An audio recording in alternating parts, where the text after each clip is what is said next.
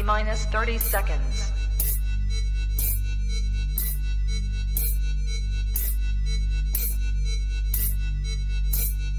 T-minus 20 seconds.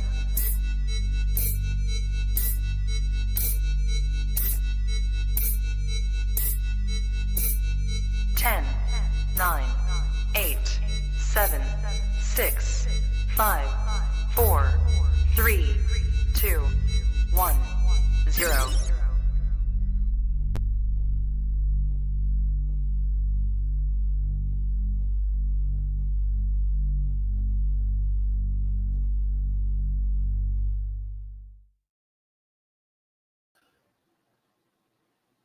You're now tapped into the coolest reptile podcast in the world, episode 396. Welcome to Trap Talk Reptile Podcast.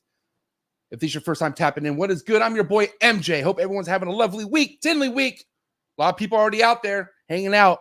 I'm not going to lie, a little bit of FOMO, but I'm bringing you guys quite the banger for a Tinley week. If you feel me, it's going to be going down. But if this is your first time tapping into this podcast here on YouTube, smash that subscribe button, hit the notification bell, select all. And if you're really enjoying what you're hearing and you're appreciating what the guest is bringing, smash that like button, okay? Hit that like button right away because it's going to be awesome. It's going to be a great topic of conversation around genetics and getting updates for not only the ball python people, but the chondro people. I'm both. I can't even lie. But, man, I'm stoked for tonight. Shout out to the early birds. I see you guys. If you're in the live chats tonight, keep that energy, all right? If you have an important topic or, want to support this channel, or just if you just think this episode deserves a super chat, drop a super chat. Let's get those super chats cracking. I'll say what up to the early birds right now in just a sec. I do want to say, first and foremost, shout out to tonight's sponsors. We're going to go right down the line because, a bunch of people are going to be hanging out at Tinley tonight. And I want to make sure everyone goes sees these people, Shout out to the Freedom Breeder family who's at Tinley. #1 stainless steel RHACS in the game. Jesse and the entire Freedom Breeder crew, thank you so much for the support. But seriously, if you see Jesse, say what up. Say, you know what, man? You're sick. No, seriously, Freedom Breeder's the #1 company since the 90s, and it really means a lot to me that Freedom Breeder supports this channel. So shout out to Freedom Breeder. Shout out to the entire Freedom Breeder family. Shout out to Sim Container. You can also see Big Sim Container at the show this weekend. If it's a sim, it's a win. Less steps, less stress. Let's go. And then also, say what's my guy, Gary Shavino, GS Reptiles. Head over to YouTube right now. Type in GS Reptiles and go follow Gary Shavino at GS Reptiles. Awesome content. It's the best. And seriously, really missing that I'm not going to be hanging out with this guy this weekend. So if you see him, tell him I said what up and have a good time, because this is one person that he's the best. It's Gary Shavino. I also want to say, man, shout out to Ship Your Reptiles, #1 reptile shipping company in the industry. Use what the pros use at Ship Your Reptiles. Shout out to Chad Brown, Susie, the entire Ship Your Reptiles family. Head over to their booth, too, when it comes to you purchasing an animal at Tinley. If that's your situation, go to Ship Your Reptiles. They'll take care of you, all right? And then tonight's guest, the man who's behind Clutch. What an amazing app. Organization to the finest. Either way, if you're coming into this especially, all right, this is the way you kind of want to start off, because everything is right there in front of your face, color-coded, and it's so awesome. There's like a literally community building with Clutch, and it's cool to see it. So thank you so much to the Clutch team, Justin, Sebastian, Summer, and many others that are behind what Clutch has to bring. So it's awesome. Super stoked. We'll talk a little bit about Clutch tonight as well with Justin. And then last but not least, shout out to Rare Genetic Inc., RGI, the company of the hour, I want to say. We're going to get down to business, okay? We're going to figure out what's going on with Dave Levison and his phone situation. What's going on? Small amount of technical difficulties. You know the little rotation thing that lets you turn the phone sideways and then it full screens? Yes. It's gone. Samsung took it off. It doesn't exist for the last 2 days. I'm charging my other phone. Give me 5 minutes. I'm going to jump back in. How about that? Hey, just want an update. Just want to make sure you're good, bro. Make sure you're safe. I almost thought you were in a basement for a second, but you're okay. Right. I'm a little stressed because I told you I was going to be on point today, and I'm off to a rough start. You're good. You don't look rough. You look great. So you're great. Good. Yeah, I combed my beard. We'll see you soon. Hop in. Go. Just when you're in there, just give me a thumbs up, and I'll know that you're good, and I'll bring you in. Oh, you'll know, buddy. All right, cool. Oh, Dave Levison always comes fashionably, but you know, he comes, you know, either way. All right, early birds, who's here? Dre, rock and roll. I'm stoked right now. All right. But I got to give love to the early birds because the live chats are cracking. Revolutionary Morphs, my man Ray, thank you for tapping in. Appalachian, I hope I said that right. Appalachian, I'm butchering that. This is what happens when you don't finish your education. I did it, actually. I just did not college. But either way, appreciate you so much for tapping in. Row 5.0, Trap Talk Patreon member all day, every day. Appreciate you. My dog, Travis Gordon, TNS Reptiles, Trap Talk Patreon member all day, every day. Brian from Heath and Hatchery, Trap Talk Patreon member all day, every day. Ricky Bobby SRT, above all scales. Trap Talk Patreon member all day, every day. Appreciate my Patreon members. Cruise Family Constrictors, Trap Talk Patreon member, my right-hand man right there. Neuro, Florida Exotics. Can't wait. I can't wait either. We're gonna get to it right now. My homie Julio Fulio in the building, Trap Talk Patreon member all day, every day. The homie Manfredi, Trap Talk Patreon member, V Unit family all day, every day. Thanks for tapping in. 1776 Exotics, the OG Trap Talk Patreon member all day, every day. Man, nothing but Patreon family members up in this bitch. Clover's Reptiles, my homie Alvaro in the building, Trap Talk Patreon member. You know what? I'm just too excited for tonight, but it's fine because we're going to end this in style with my man Emilio Villarino, Big E, Top G, which reminds me, if you're looking for exclusive content, either way, you want to meet people, you want to connect, you want to market, or if you want to support what I'm doing here, then go down to the very first link, click on it, join the Trap Talk Patreon family. As soon as you join the Patreon family, you will get a link to the Discord and to the Instagram group chat, okay? Exclusive content, meaning we have exclusive hangouts, that being with the V Unit family. Every Sunday we get together on Zoom, all right, and we just chop it up.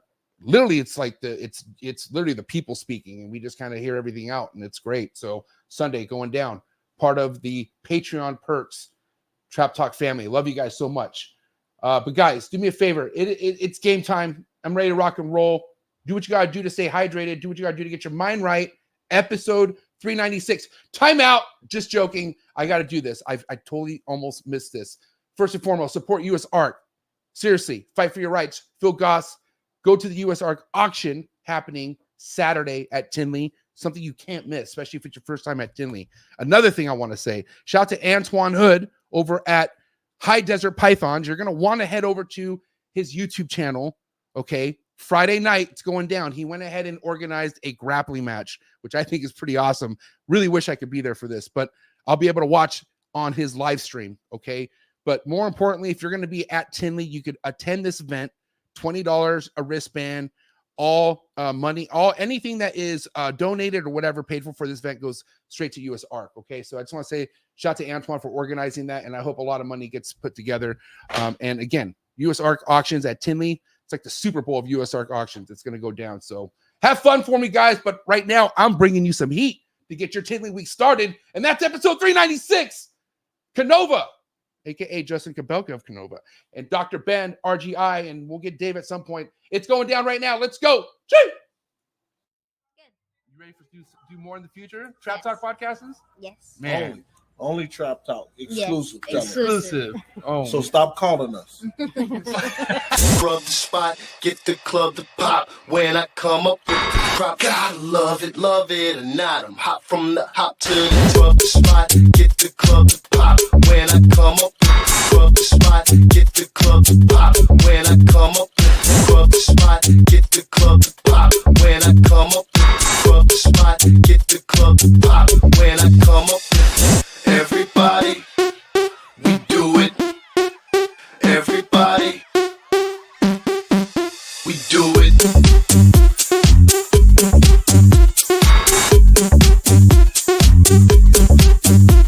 Do it. Do it.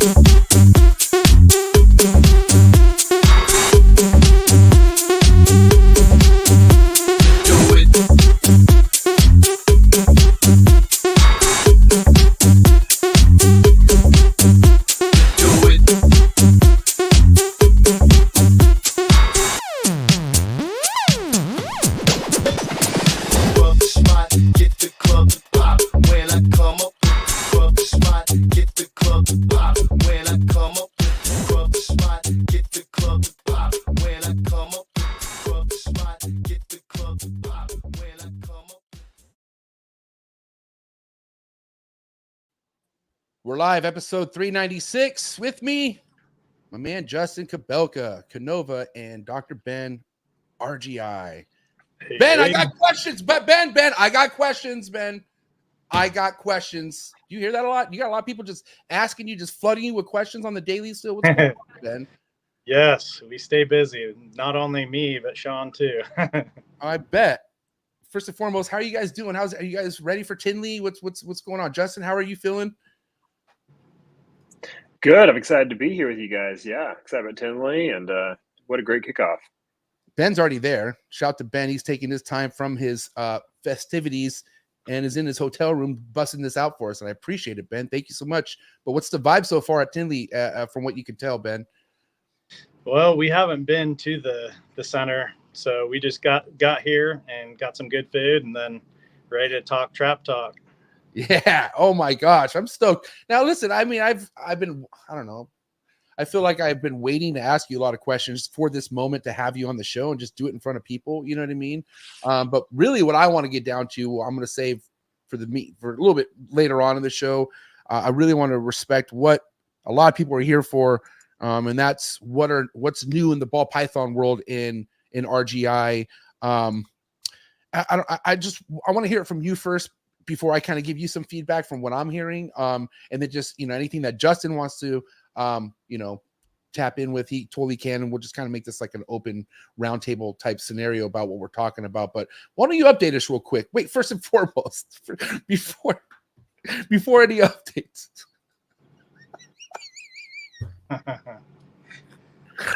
Dr. Dave. Good. Dave's here. Hi, Dave. How are you doing, Dave? Are you all good to go?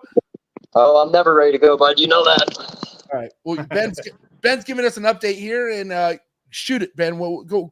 Give us any new news that you have, and we're going to go from there. So we kind of our main opening, especially for ball python morph testing, was last Tinley. So this is kind of our 1 year. We were looking forward to seeing how it went through the first year, how orders were, and try to get as many new tests. Our goal was to be over 30 by now, and we're really close. By the end of October, we should have over 30 ball python morph tests. And yeah, it's been really good. The other thing that you never know until you start is, how well customers will like the service. And we've had lots of support and lots of excitement, lots of good feedback, and we're very thankful. After this 1 year, we're very happy. Yeah, I want to also mention, please do not forget to go to Rare Genetic Inc.'s YouTube channel, subscribe for updates. I feel like if you ever want to be one of the first people to know what's happening, that would be the best way to find that information. Would be on the YouTube channel, Ben? Yes. So each week we have our Reptile Genetics Weekly episode, and one of the very first things I do every week is let people know where we're at as far as sending results out. So especially if you're wondering when the next batch of results are going out, you can always just check whatever the newest Reptile Genetics Weekly episode is, and that will give you that. And then we also talk about, new tests or what's coming up, or sometimes there's some reptile genetics stuff in the news and things like that that we'll talk about, and bring up subjects like alleles and genes and incomplete dominant and co-dominant and all those kinds of things. We talk about those topics as well. As far as keeping up with everything, how do you guys feel as a company, like where you guys are at? We've definitely learned a lot, and we were right about some things and kind of close on some things and totally wrong on others. And, we've learned a lot and grown a lot, and we are much better able to serve our customers than we were a year ago. But yeah, it's been good. Definitely very happy. What big changes have you seen, like Justin? I mean, anything from your own, customer base or anything that you're seeing that has that RG has affected with these shed tests at all? Yeah, I just think more reliable, faster, all the things that you work out, like the volume kinks and everything. And, of course, I'm my own best customer when it comes to using RGI and clutch and everything. So I love the speed of this. I love how smooth it is now. Dave, what should we call you tonight? Just want to make sure I don't, I appropriately. I don't know, man. This cost me about $11. Yeah. What do you have to add to what we're talking right now? As far as these updates that Ben's given us with RGI, Dave. Well, I'm going to want to just get into some stuff right away. So if we want to kind of, do this a little longer, feel it out before we get crazy. I mean, I'm going to dive right into a bunch of random stuff. Dive into it, man. Hit us with something. Let's go. All right. Well, I think, and I got to talk to Ben for a few minutes earlier, and I kind of made the comment. The problem with all this is we're redefining everything we know in genetics. I made the joke earlier. We all have called everything codoms for years, even though they're not codoms.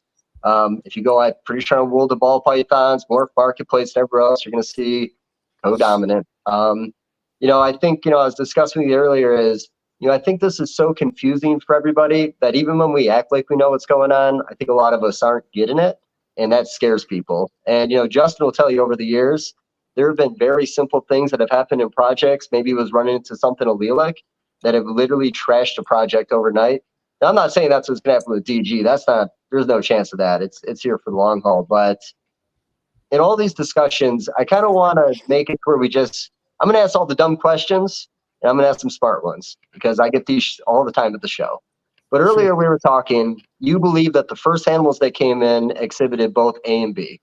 And you also told me they're on a different chromosome and they're not allelic in any way.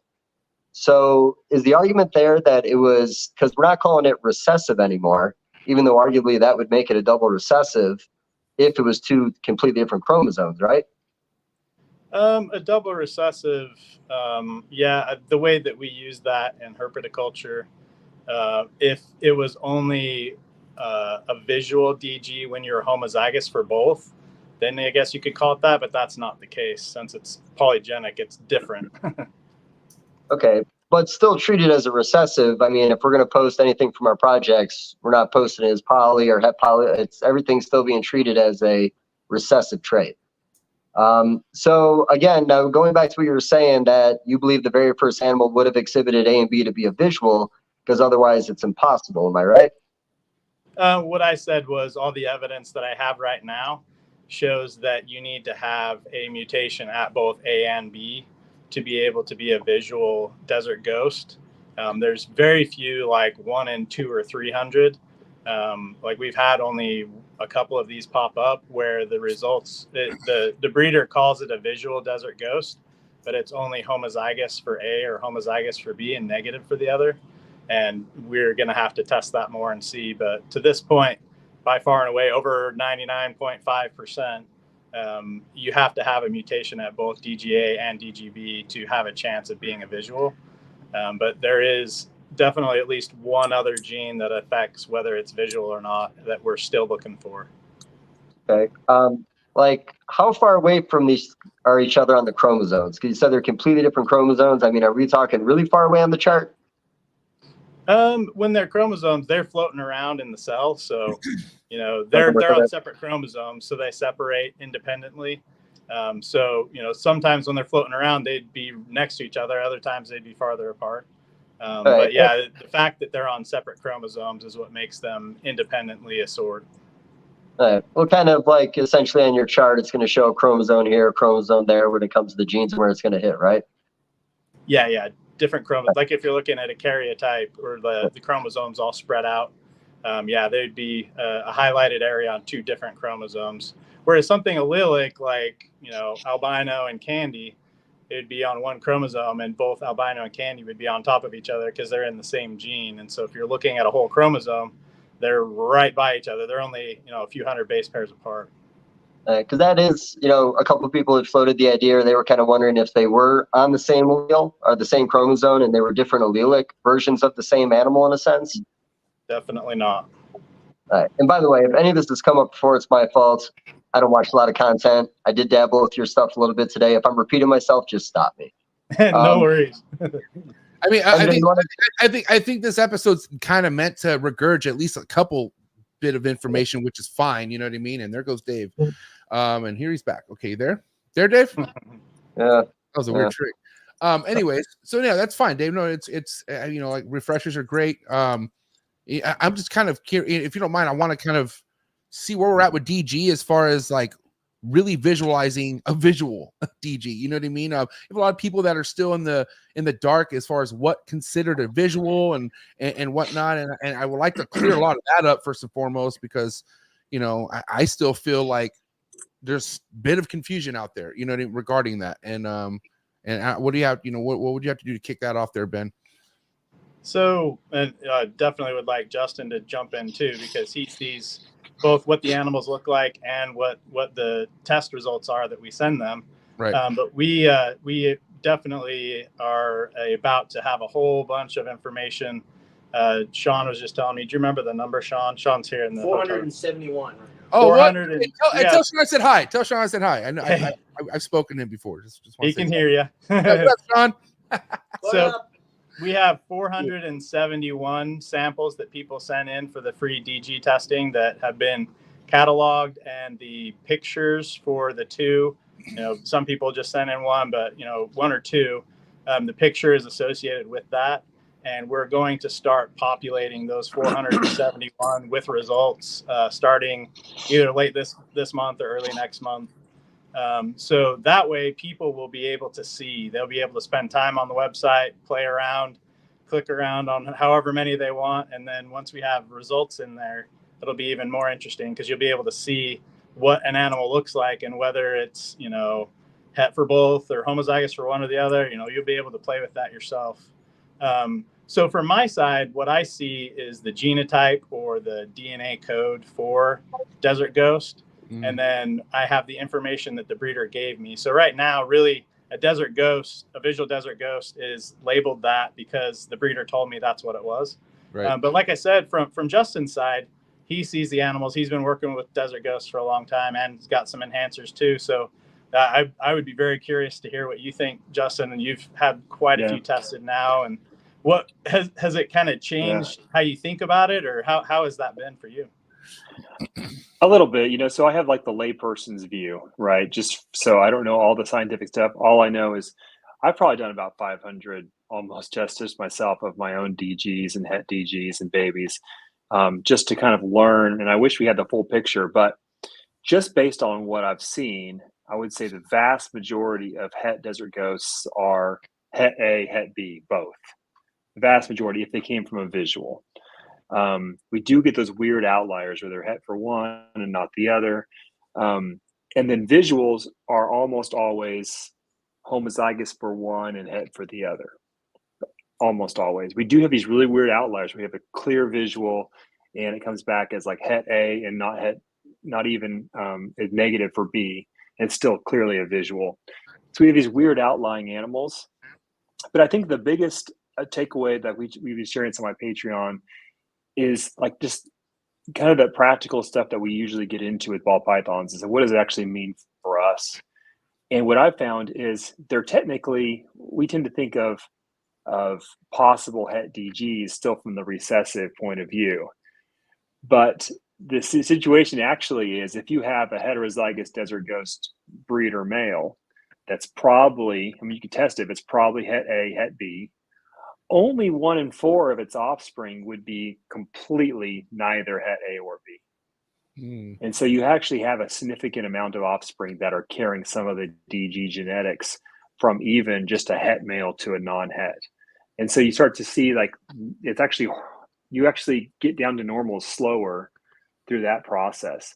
And if you're just a buyer, say, and you say, okay, here's a pos het that came from a, or so you have a, say you have a het that comes from a visual to a het. It's going to be much more powerful theoretically than a het that came from a visual to a non-het.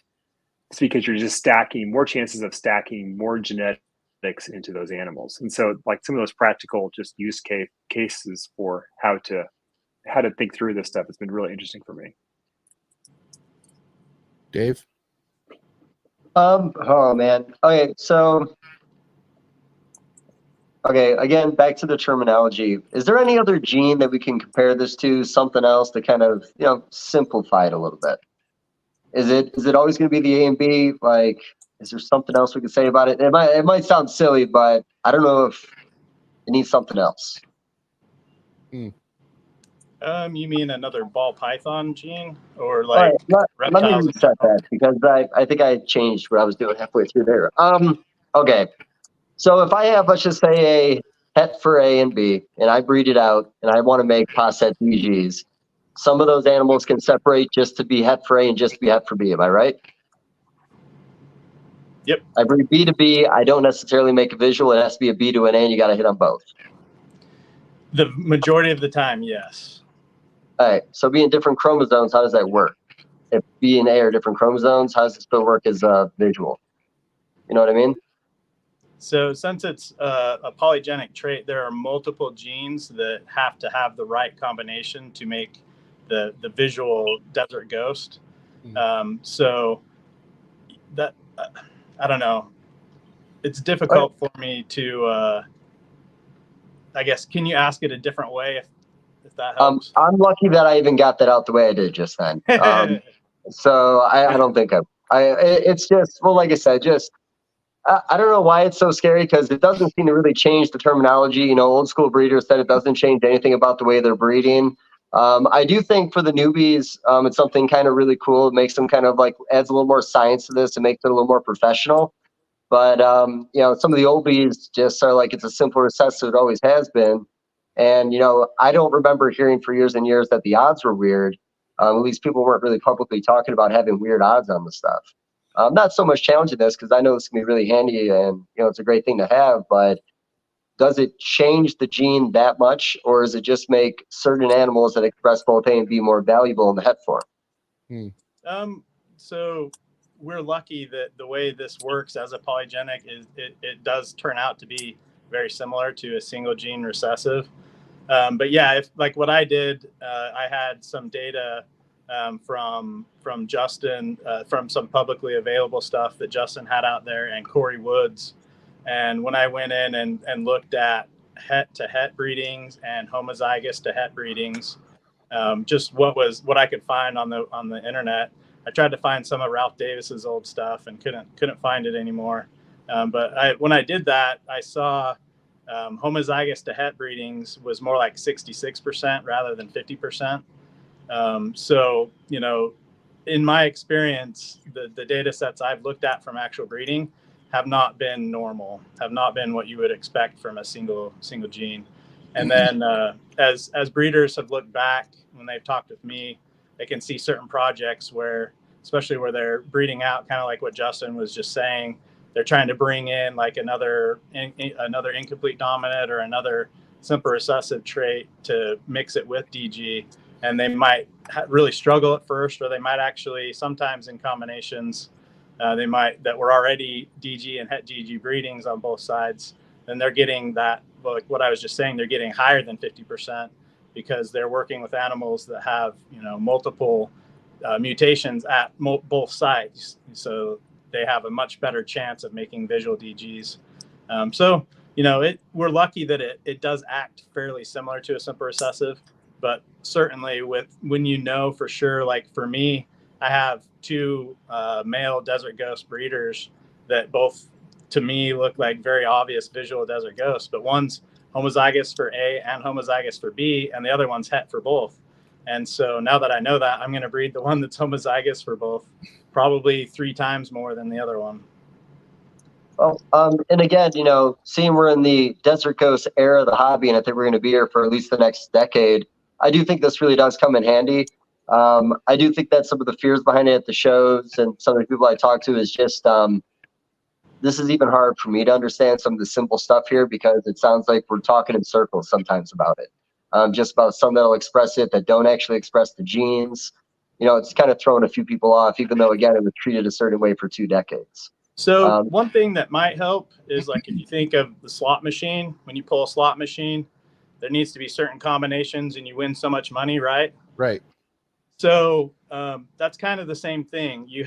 We're used to thinking of morphs that are affected by only one trait or one gene, I mean.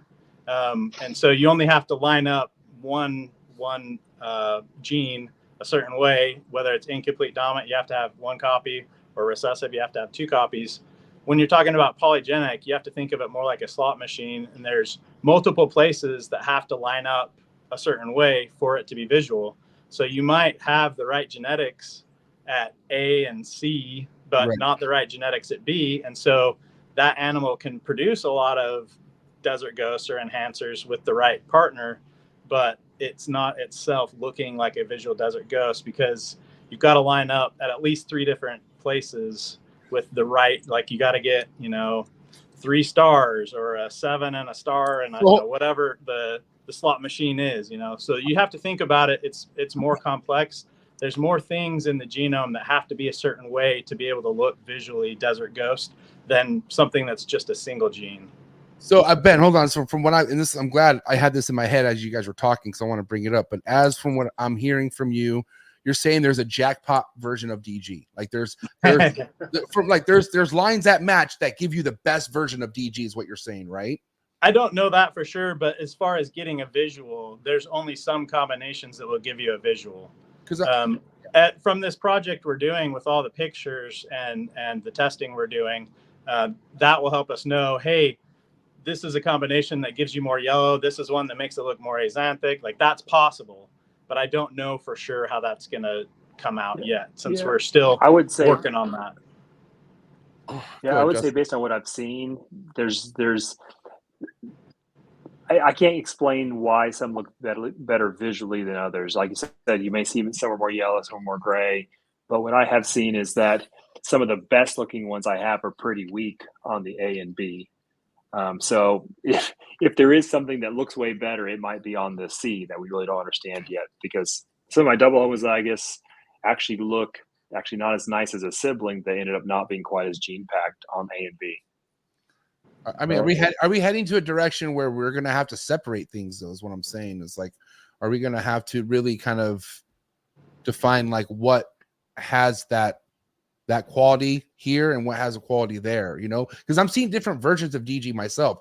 And it's not all created equal from what I see. It's not like, it's not all slapping the same, so should it be priced the same? That's what I'm wondering. I'm wondering, like, when do we come to a realization that, okay, this isn't what we thought it was? What do we do about the name DG as a whole, and what do we do with the market pricing and stuff like that? That's like, where are we at with that? Are we not that far yet? I'm just curious. For me personally, when I price a clown versus my really, really nice grade A clown, I'm going to price the one that's really nice looking higher.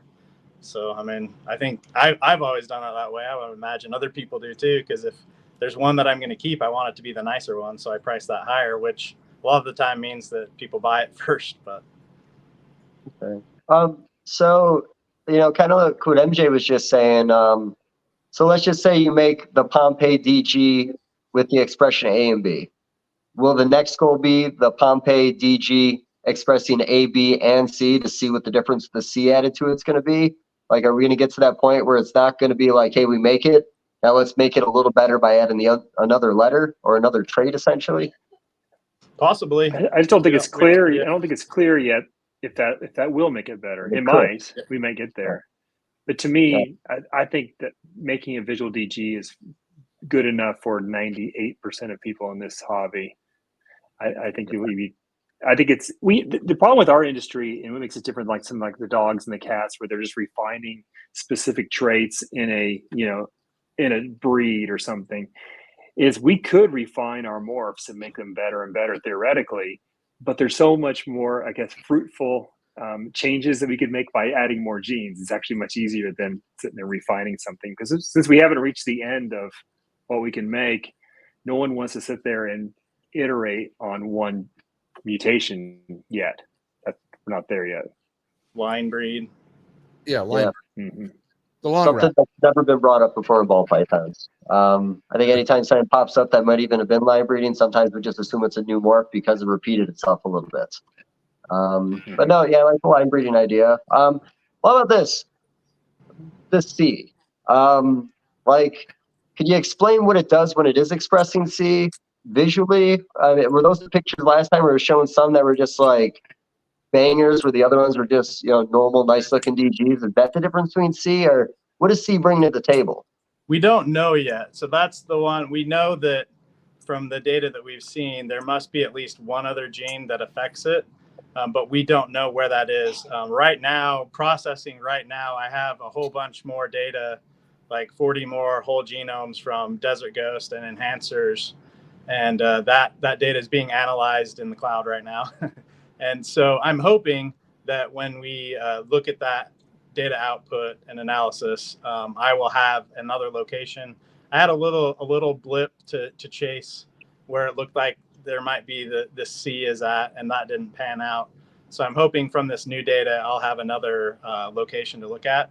And it could very well be that we get that and we know we can test for A, B, and C, and then we'll have a story. We know for sure how to make a visual, or it could be that there's like 5 other genes that also affect it, not just one.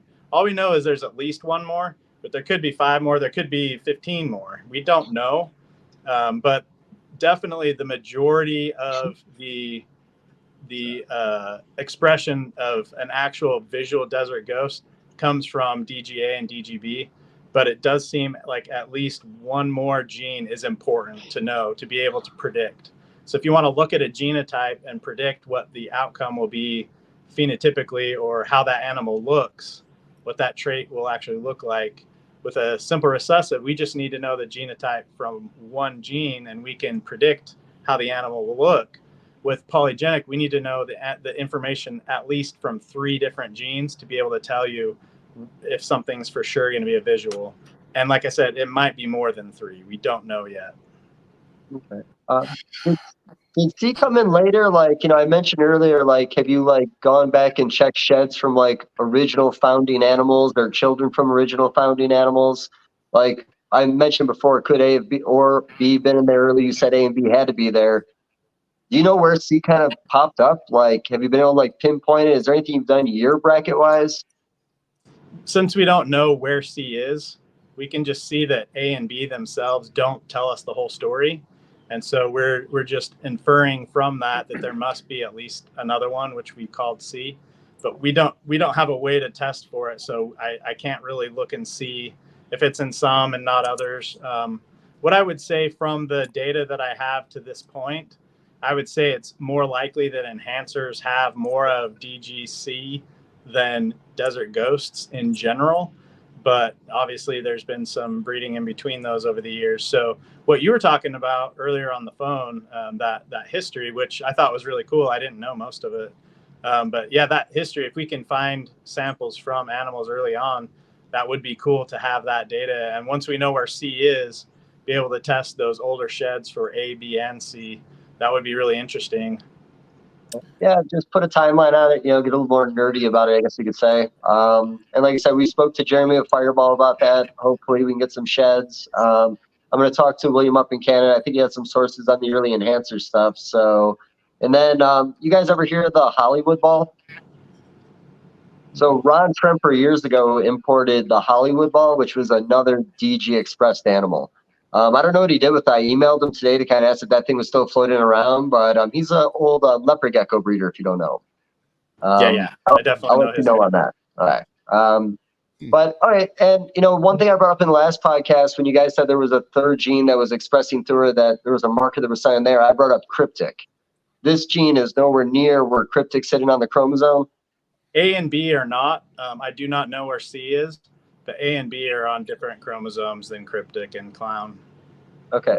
But clown is on the same chromosome as, okay. Yes. Okay. We could jump around anywhere. I was kind of curious if we had gone anywhere to see if there was something a little more that we knew about it. I'm going to send you some samples this week too. I got some cool stuff put to the side here for random things. Let's okay, I have a question for anyone out there who's like hesitant. Obviously this hobby's growing, especially the ball python game, nonstop growing, right? So if anyone's at the point where they're like, God dang, I want DG, but I'm kind of worried on where to go buy it or what to do, like how do we direct somebody into getting into DG when all this stuff's happening, especially when they're hearing stuff? Are they just better off finding someone who's had DG in their collection for a long time and you're safer that way? Or is it safe to go to someone who's more new at keeping DG and they got, we just ask where he got it from? Like, let's kind of get to that real quick. Yeah, so I can answer that one. I think it's DG. We were actually the information came at a good time, because just the safest way to get into DG is just buying visuals. If you buy visuals, you will never regret it. And if you buy hets, I would just suggest that you just confirm they came from visuals. And we found that we tested all of our hets, a lot of our hets that we've made over the years, and they are plenty good. They're almost all het A, het B. They all will make DGs. And if you're doing your pairings as visual on one side, het on the other, you're not going to be disappointed in the odds. I know it's complicated to hear all this stuff about it, but when actually the rubber meets the road in your collection, if you're bringing visuals to hets or visuals to visuals, you're going to be very pleased with your results. So you're saying, just to kind of make your life a little bit easier when it comes to this, ensure that the hets you do buy came from visual DGs is what you're saying. Ideally, right? I mean, if you buy POS hets, you want them to come from a het to a het pairing, not from a het to a normal. And like, these are just without testing, these are just ways of increasing the likelihood that they'll have multiple copies of genes that you would like to have in for the DG. So, but again, it's very lucky that this came down at a time when you can buy visual desert ghosts for quite reasonable compared to 10 years ago, where you would have dropped many thousands of dollars on one. And a lot of people, they needed to get in with hets. So we're at a time now where it would be pretty scary, I think, if you only had to buy hets to get started. It's a good way of putting it. I mean, that cleared it up for me in a sense. I do have a super chat here that is for Justin. Justin, I've heard you say if you just focus on line breeding, you will find yourself behind everyone else. Could DG be a gene we could make better with line breeding, or is it still not worth it? It might be. Yeah, I think we're still trying to figure out, once we know where DGC is, and RGI finds it, and if there is any additional genes, once you get the whole picture, then we can start like putting photos against this one is this mix, this one's this mix, and then we can maybe start to find out if there is a visual element to different stacking of these genes, right? Different combinations. If there is, then certainly you could line breed it and carefully tinker with it to make the very best ones possible. In our industry, and no one set it up this way, just how it is, it's quite fruitful to keep adding genes rather than spending years trying to make something iteratively better. You can make a big jump by adding genes. But most of us, and this is what I suggest anybody would do, is in your own collection, you typically, if you hatch a really good example of something, you keep it, and you just do that year after year. And I've been doing this in my 20th year now. I never stopped trying to add new stuff and make new combos, but every animal I kept was the very best example from the very best parents, and it just combined to where we are line breeding. In a sense, we're just not trying to do it with one single combination over and over. All right. One thing I love about this podcast, that saying, like, never be the smartest one in the room. That's definitely me right now, and I feel great because I'm learning a lot. But dude, how do you say that? Tell me how you say that name. Appalachian. Appalachian. That's from my neck of the woods. Say it again. Yeah. Say it again. Appalachian. Yeah. Where I grew up in Utah, we said Appalachian, but my wife grew up in Virginia. It's Appalachian. Fuck, I would have never got that. Dave, did you even know that, Dave? I'm sure Dave knew that. He's in the sticks. I can't see that part of my phone because of the duct tape. Well, it's all good, man. You look great. You look great. Appalachian Exotics, thank you so much for the. That's the most Appalachian thing I've ever heard, Dave.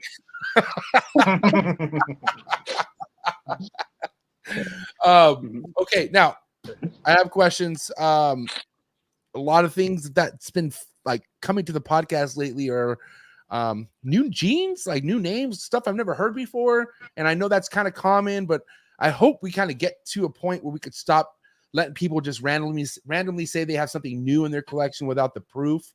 So I'm curious, like, if somebody has something that they are pretty confident that has never been discovered, what's the route going through you guys at RGI, Ben, on finding out if that's the case? Like, how do we just stop taking people's words and just find the truth now? So that's something that Sean and I have been talking about. We talked about it on the Reptile Genetics Weekly a little bit. But we do want to start a program that we'll probably do here within the next 2 or 3 months, maybe the start of the new year. But whether it's a morph that we don't have a test for yet, for a mutation we all know, like Monsoon, for example, we don't have a test for it yet. It's a very well-established trait or morph. Or if it's something that you have in your collection, or maybe 2 or 3 people have in their collection that you believe is a new mutation that you want to kind of prove out genetically, we're going to come up with a program where people can help donate, or you're essentially going to prepay for so many tests. So you'll be the first one. Like if you have, like there's one breeder in Utah, he has one called the Grizzly that's been talking to me. And so what he's going to do with a couple of people that have that, they're going to collect those sheds. We really need to have at least 20 to 40 individuals that have that trait. So if you just popped up in your collection, you've only bred it for a year or something, you probably don't have enough sheds, enough individuals for us to be able to do all of the work to sequence and do the analysis to find that mutation.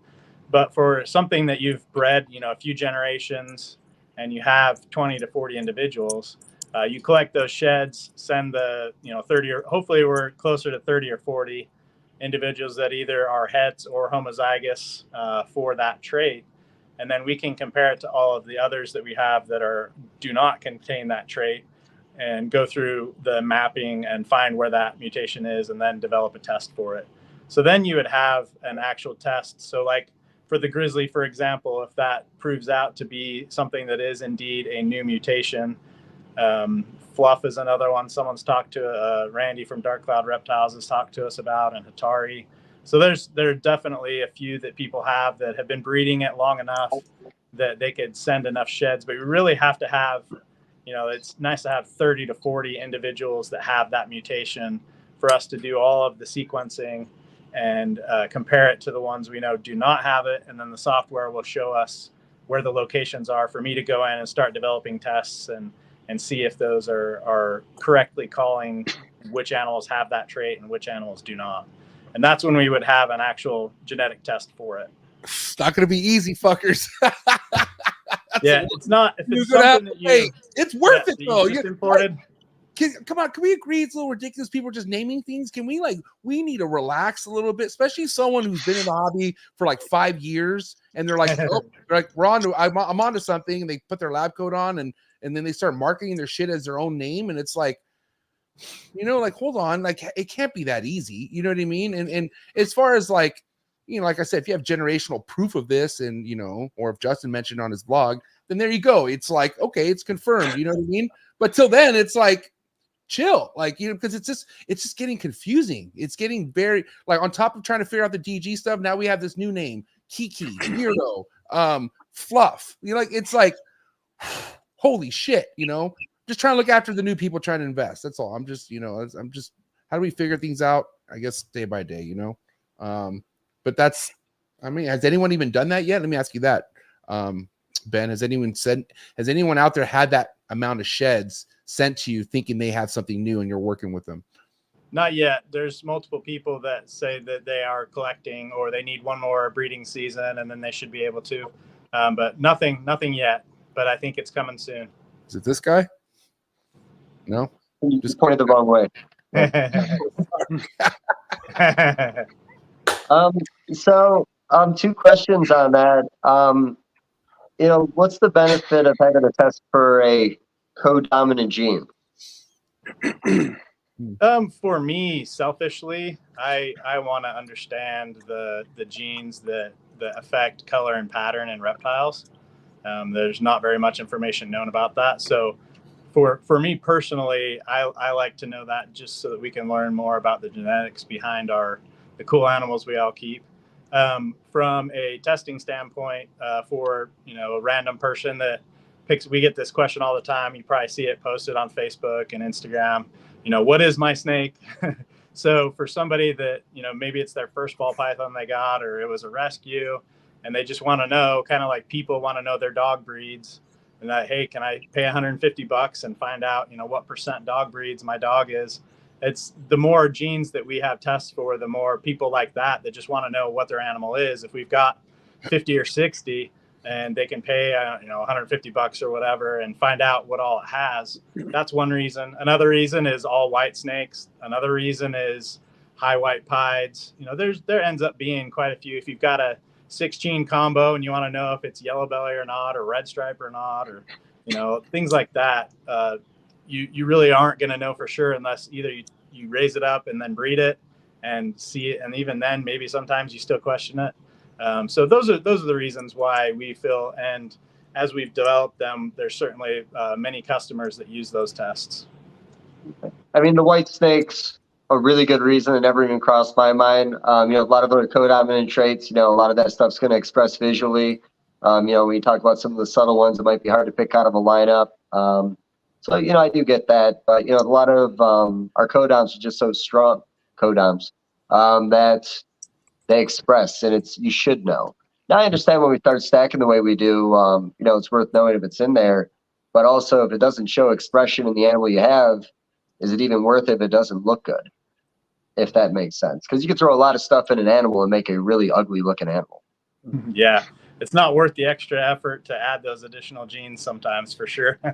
Yeah. More isn't more, I guess. Now I hope this isn't a negative thing to ask, but with encouraging the community to go more visual to het breeding, and a lot of times our collection's built with het females, do you think there's still going to be a good worth for male hets in the industry, or do you think for them to be worth anything, they need to be backed up with a test, something that says expressing both A and B? Yeah, I think it's harder and harder to sell male hets, even without them being DG. Just across the board, most of these projects have become very accessible with relatively gene stacked animals in visuals. And so even more so DG, but I think it's just the continuation of something we've seen for the last few years. Okay, I mean, why? And first and foremost, I got a why, but why the hell is there only 60 likes and over 110 people watching right now? Get the likes up first and foremost. I'd really appreciate it. This is amazing. Now I don't remember what my other why was going to be. Damn it. What were we? Hold on. What were we talking? This happens all the time. So I'm just saying this is not like because of that. But what were we just talking about right now? I'm so sorry, Dave. What were you saying? Male het value maybe not being what it used to be. But again, those projects are moving fast. I got it. Why are hets not selling? Like even if it's 100% het, there's no question. And I'm not just saying DGs, but in general, why can't people sell hets, including myself? Why can't we sell hets right now? What is happening? Het males is the main issue because most people have collections that have a fair amount of het females, and they really need that visual on the male side, and just for odds purposes. And if you did have a collection full of visual homozygous females, you'd still want the male to be homozygous on the male side. It just helps your odds so much. But if it comes down to not having anything, and you need to start. You know what I mean?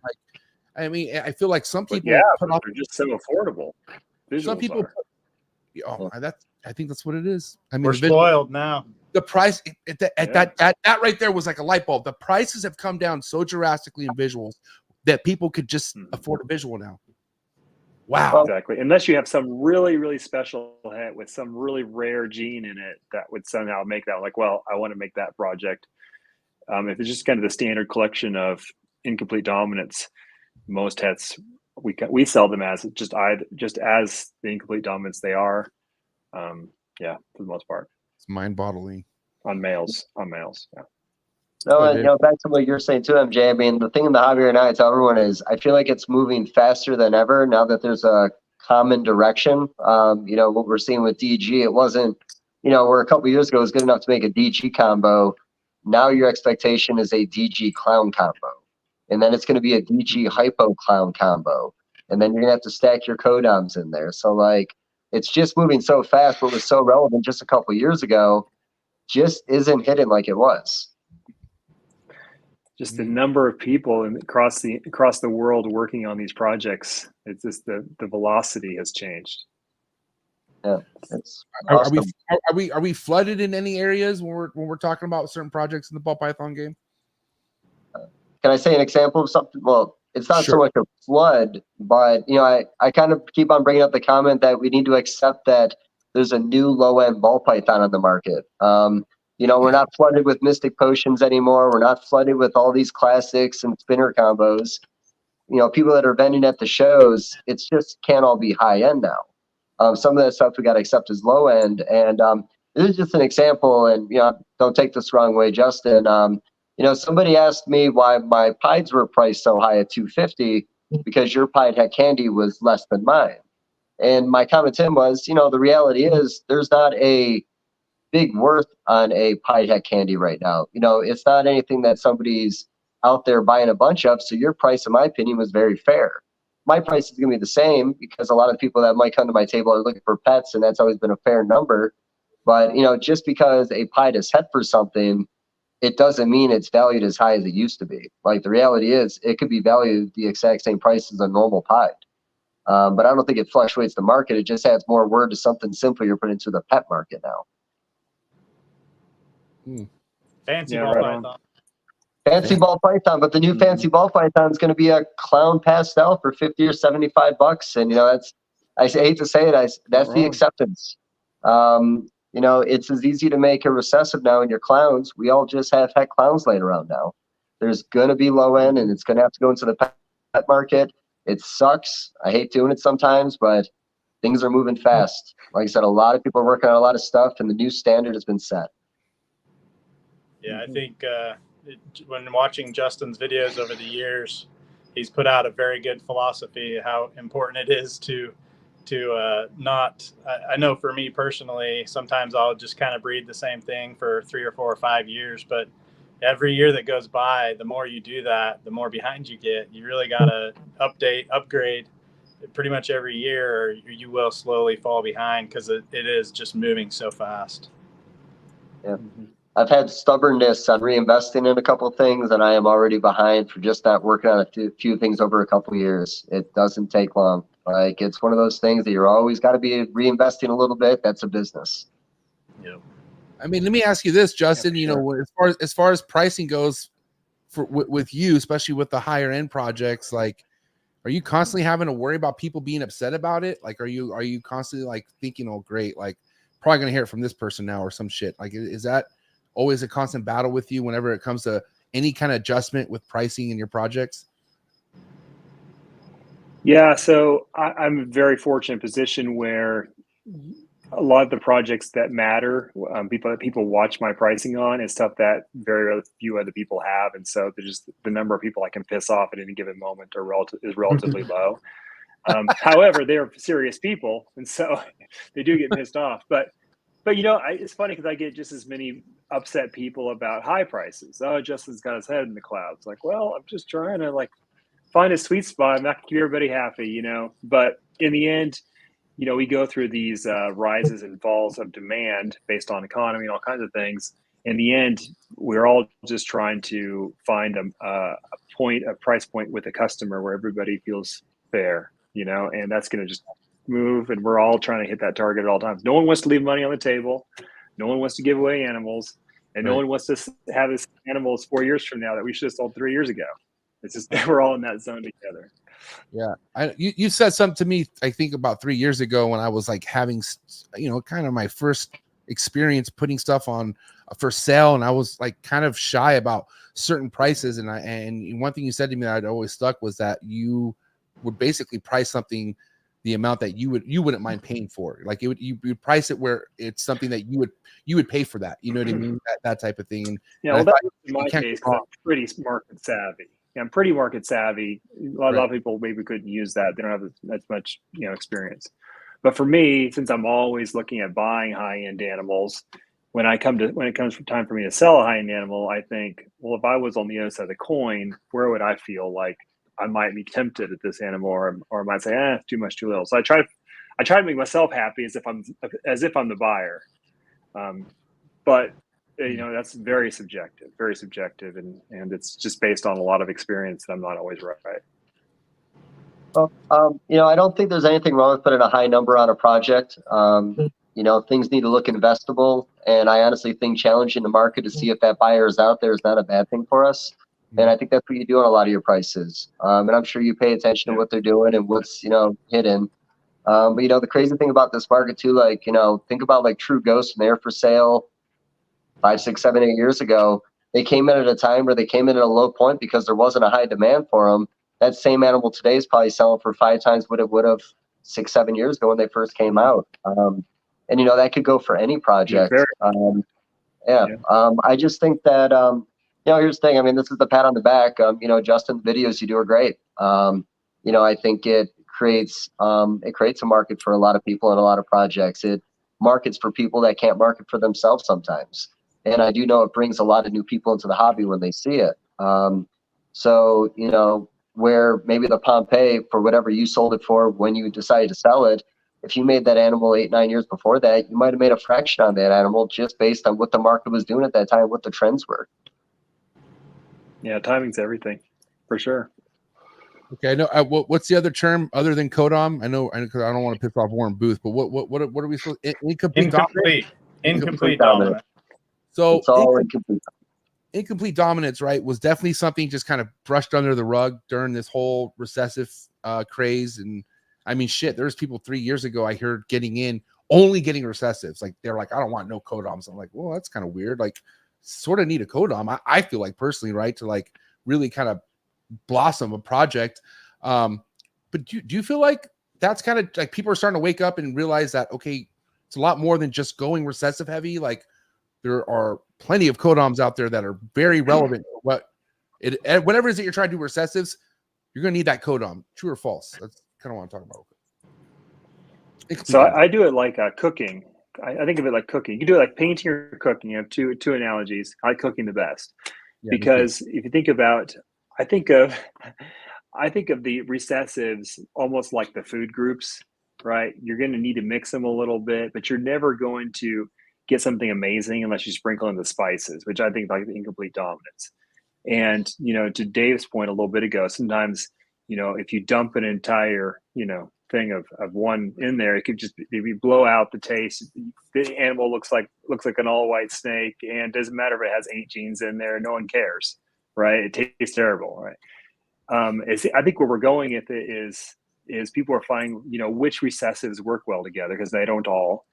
But once you get there, you can really take that combination to the next level by doing subtle things. Like you can stack 5 or 6 different genes in there if they're subtle genes, and you could end up with a result that would be fantastically better than dumping a bunch of really powerful things into it. And I think that's kind of where we're at. We're all becoming like connoisseurs of the craft a little bit. Right. Like I'll be honest. Quick pat on the back. I believe it had Lace, Special, Fire, Inchy, Clown, or something along those lines, and it made those extremely vibrant orange animals. Very subtle traits. Put them all together, and honestly, really a crisp looking animal. I love that snake. Yeah. I have a super chat here. Shout out to them, JD. What's the consensus of Trick, Hurricane, and Blitz? At one point, it was genetically the same, and then wasn't. He's working with Trick personally, so that's why he wants to know. So what do you think? I can't answer it. So go ahead, Ben. What? I said I can't answer that. I've never worked with those, nor have I really talked to breeders that have worked with them, so I don't have an answer. As far as shed testing, I still need more sheds from all 3 to be able to give you an answer from genetic testing. So I'd be interested to hear what Justin knows about it. I work with Trick and Hurricane, and I would say they're highly similar. We're making really complicated combos with both. If we were just making full clutches of just Hurricanes and Tricks side by side, I would probably be able to give you a much better answer to that. But the combos are so diverse, I rarely have apples to apples comparisons. But my feeling is that if I was to bet, they would probably end up genetically the same. They're so similar.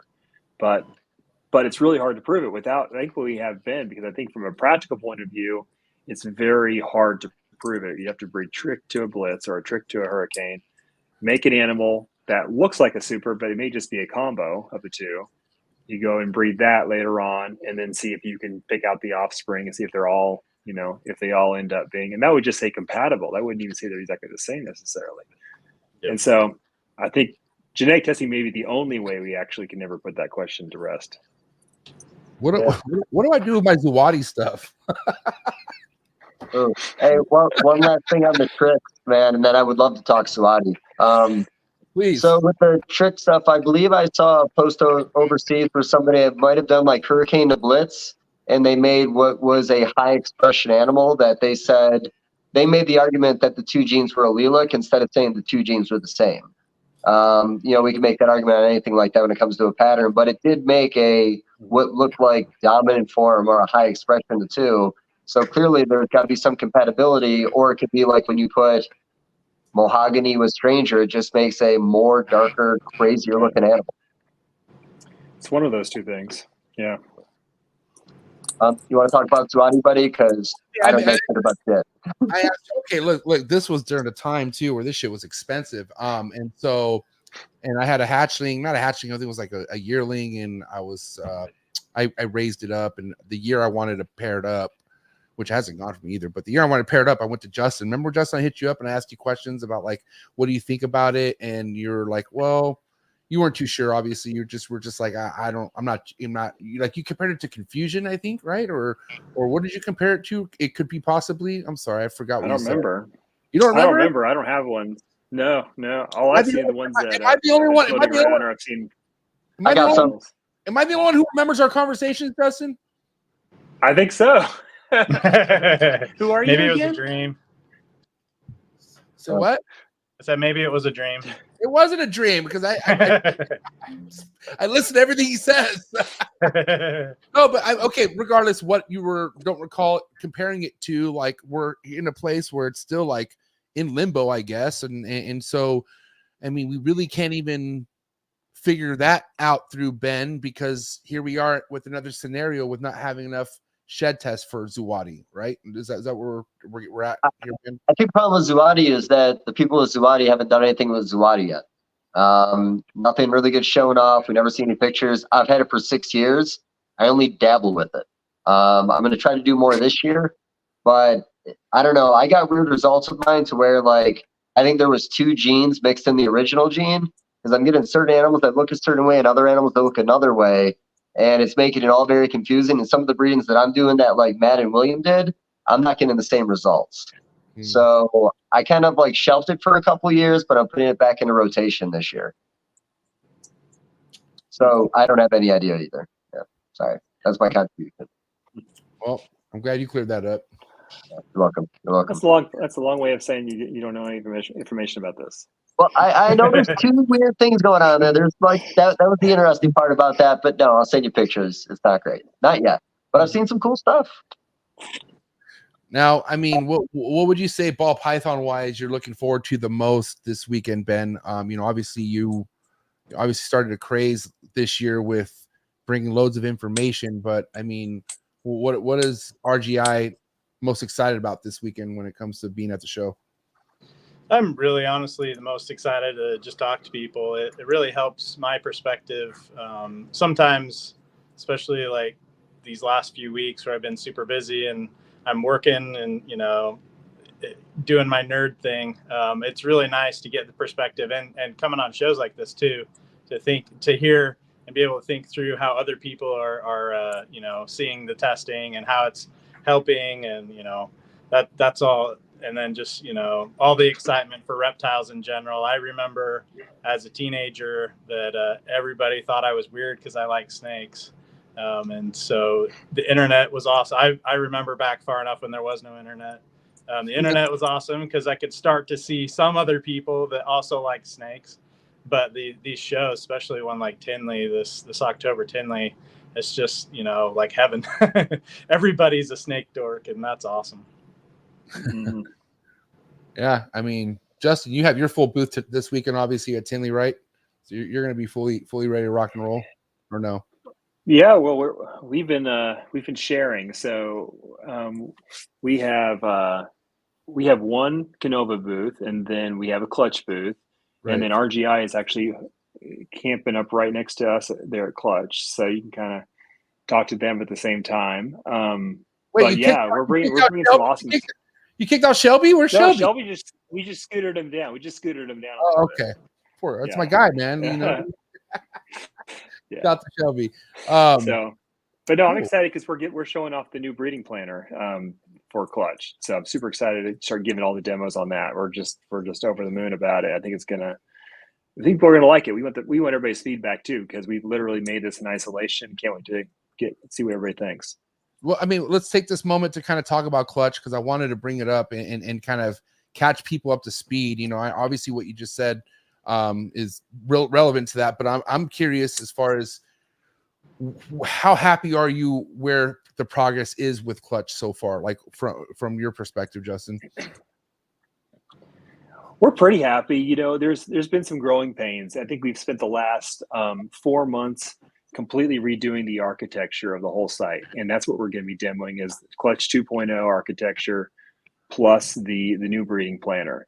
And so we've kind of we've been slogging through making it way faster, way cleaner, way more efficient, and it's all come to right now. And so I'm super excited about it. I can't wait to get everybody's feedback, but we're really happy with what it does, and it's just going to do it better now.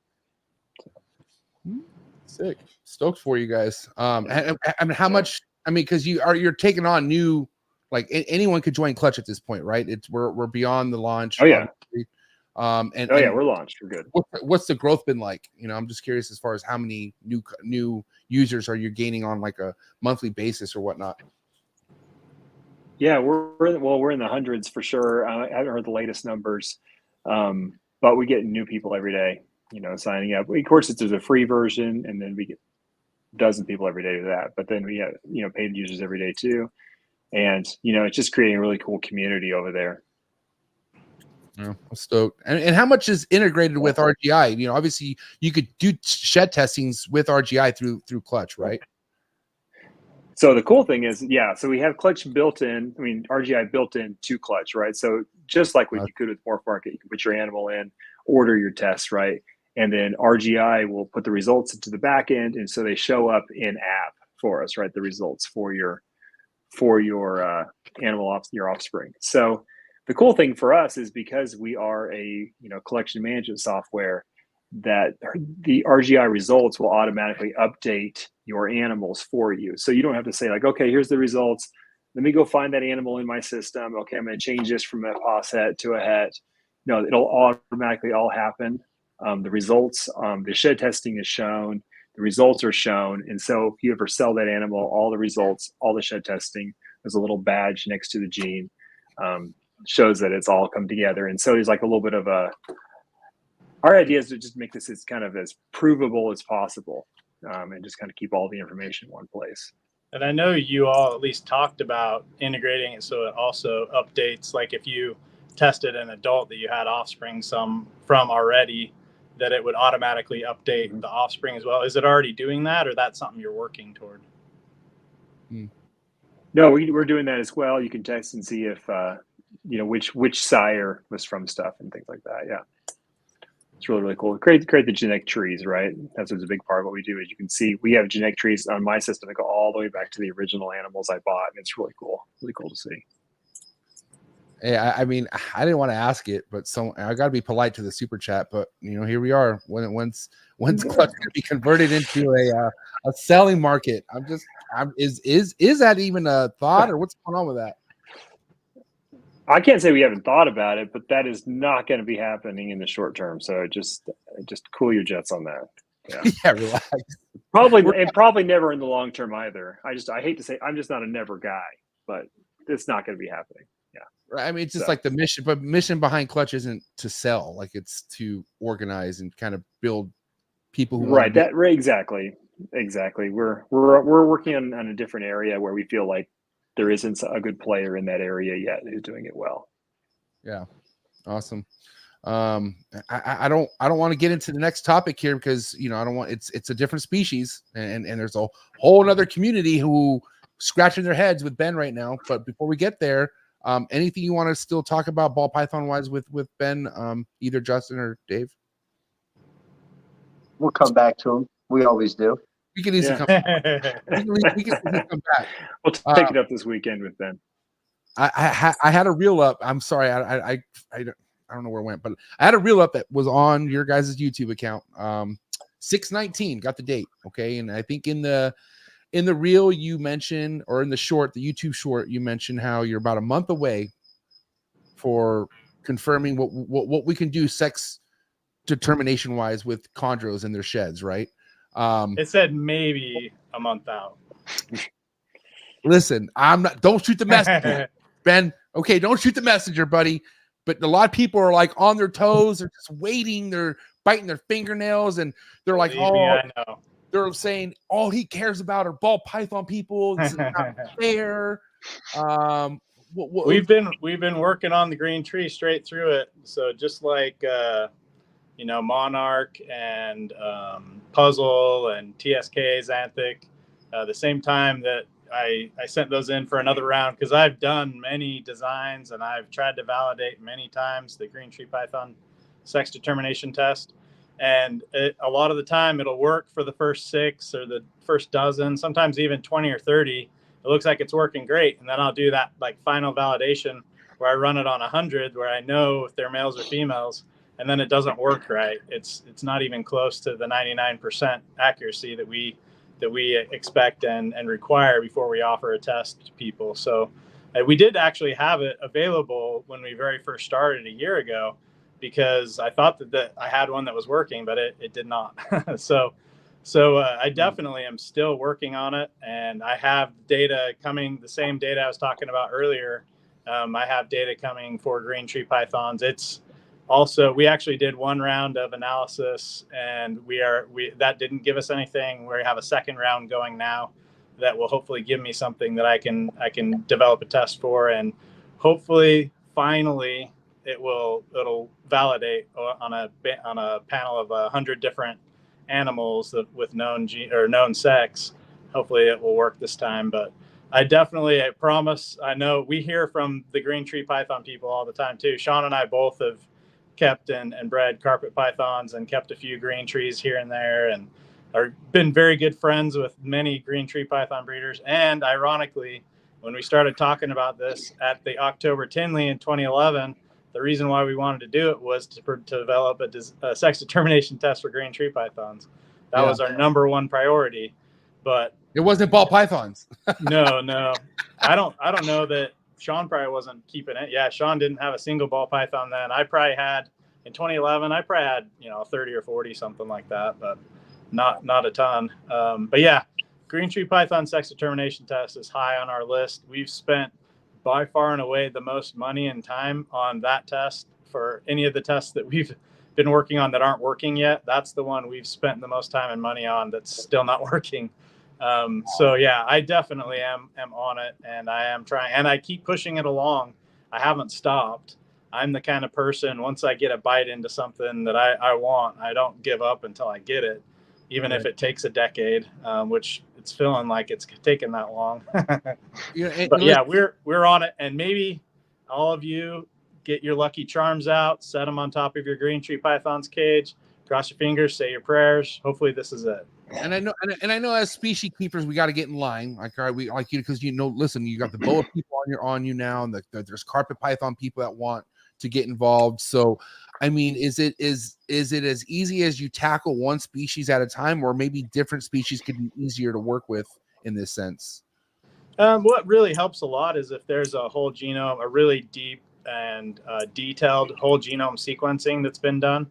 Mm-hmm. And that hadn't been done on any snakes at all, really, yet.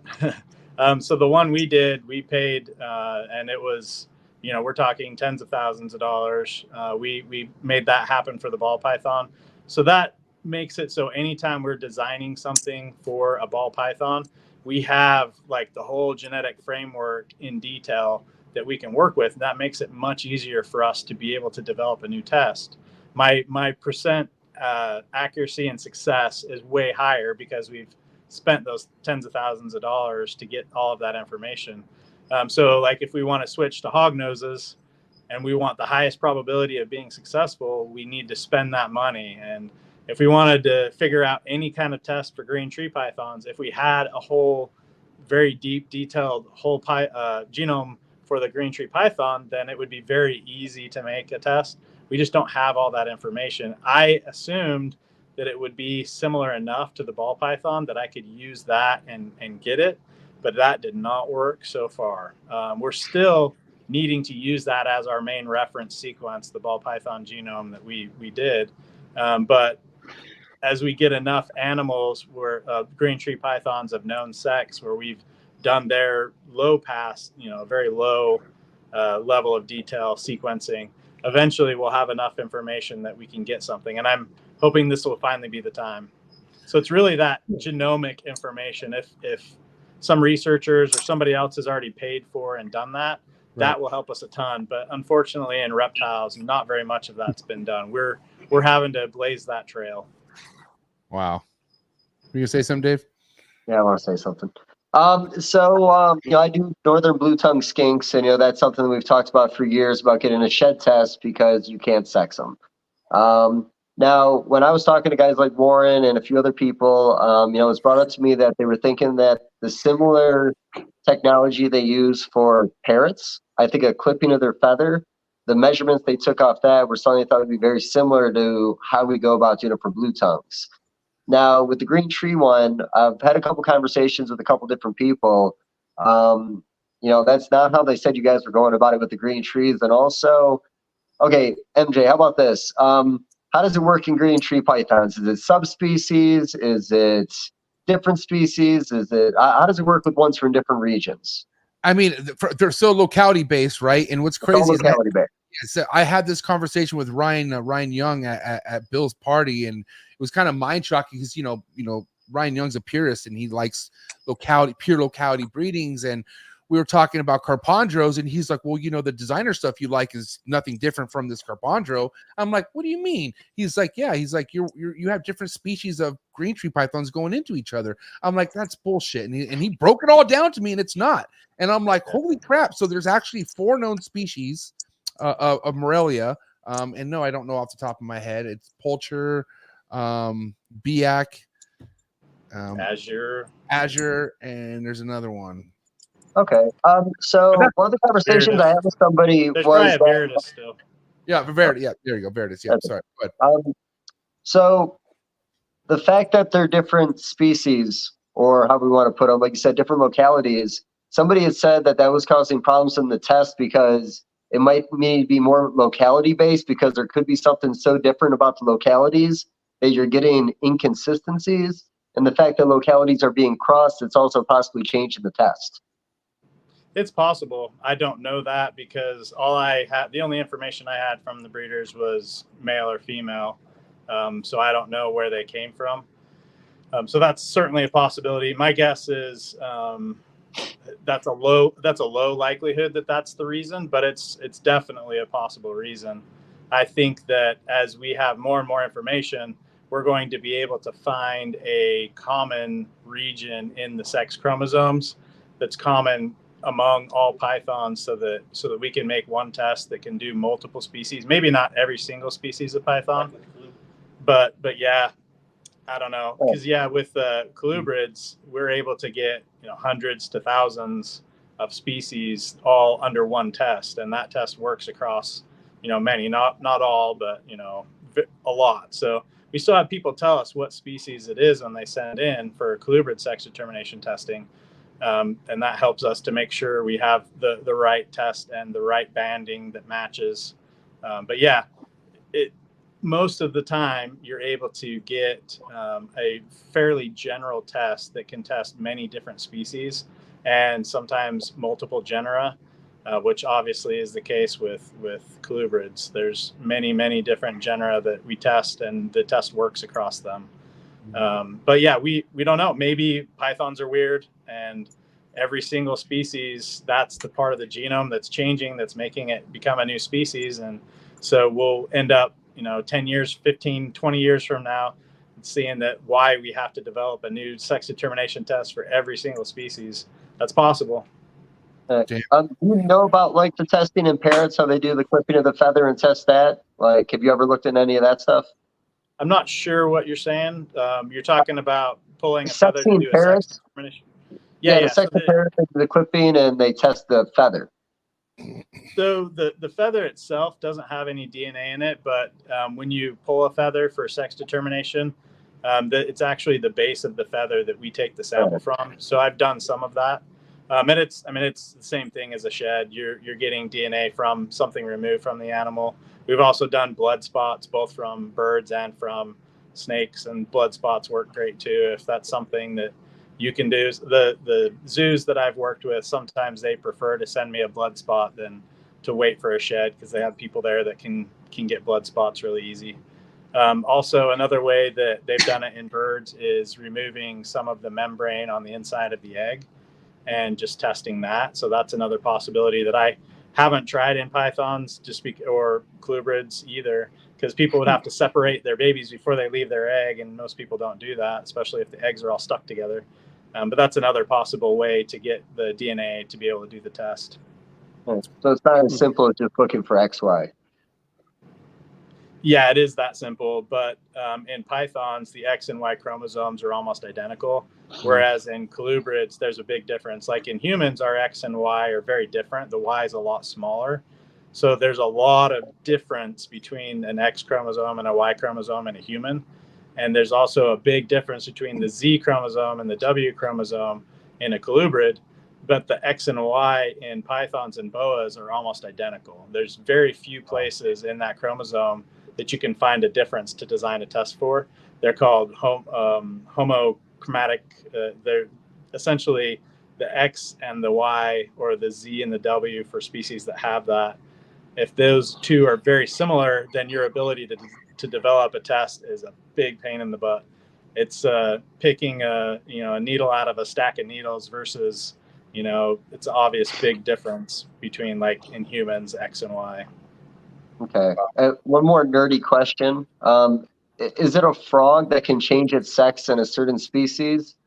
And like researching that or learning about that, does that help us in any way in understanding like how it can do that? How does it do that? How about that?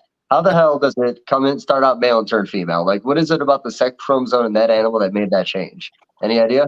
Yeah. So a big thing you have to have in mind is what determines the sex in different species isn't always genetically, it's not always a genetic thing. Sometimes it's environmental. So like in turtles and crocodiles and also a lot of the geckos, it's the temperature you incubate the egg at. So there's not actually something genetic. So a lot of time people ask me, hey, can you develop a sex determination test for turtles? I tell them no, because most of them are temperature dependent sex determination. So I can't develop a test for that because it's not in the DNA. It's in the environment when they're developing. And a lot of the time, the difference is what hormones are flowing through that body. So in some animals, what hormones are going to flow through that body or that embryo while it's developing is controlled by genetics, whereas other species, it's controlled by the temperature. And so those frogs, that example you're giving, there's something in their environment that's changing the hormones enough that it's actually causing them to switch their sex. And so it's not really a genetic code that's changing or that's within them that allows that. It's just that in that environment, they're sensitive enough. Frogs, amphibians in general, are kind of a canary in the coal mine for a lot of toxins and chemicals. And so when you are in an area where the frogs are changing sexes, that's a big sign that you've got some contaminants in your water that you need to start worrying about, or you should have already been worrying about, but you definitely need to worry about now. All right, we're gonna get back on the ball python train. All right, we're gonna vert people back here because sorry. I'll stop. Okay. But I'm gonna talk about They're good. I had the ball python people with pitchforks, and I had to calm them down. So that's why we had to get on that real quick. And we done settled it. But listen, I want to shout out this super chat right now. My boy right here, Big Emilio, wants to know the timetable for monsoon testing with RGI. So first of all, thank you to all of you. We mentioned on our Reptile Genetics Weekly, and also Justin had asked, and I had mentioned to him, we need more monsoon sheds, and Justin sent a bunch. We've had a lot of other people that call to action. They jumped at it. So we have plenty of sheds, and that's starting the sequencing process. So that's like what the TSK, Xanthic, and the Puzzle and Monarch just went through. So it usually takes at least 2 months, sometimes 3 or 4, for us to be able to get. It's a huge amount of information we get back, and it's you have to have a really big machine, like a multi-million-dollar machine, to do that kind of work. So we can't do it in house. So I prep all those sheds, send them off, and it goes through sequencing, and then it comes back, and I design a test, and then I have to validate the test. So the spot that the Monsoon is at right now, I have enough sheds. Those are going to go in the next big sequencing run that we do through the really big sequencing center. And so it's going to be at least 2 months. It could be a little longer than that, depending on how lucky we get and how fast the sequencing place kicks back the data. So yeah, probably 2 to 4 months is pretty safe. And Justin, you work with Monsoon, right? Obviously, you have Monsoon stuff that's pretty thick in your projects. But what's your overall prediction of Monsoon like 5 years from now? Like if you were just to kind of just close your eyes and think about where Monsoon's going to be compared to where it's at right now. Like, do you think it's going to live up to the hype? Hype? I'm not saying it's overhyped. I'm just saying.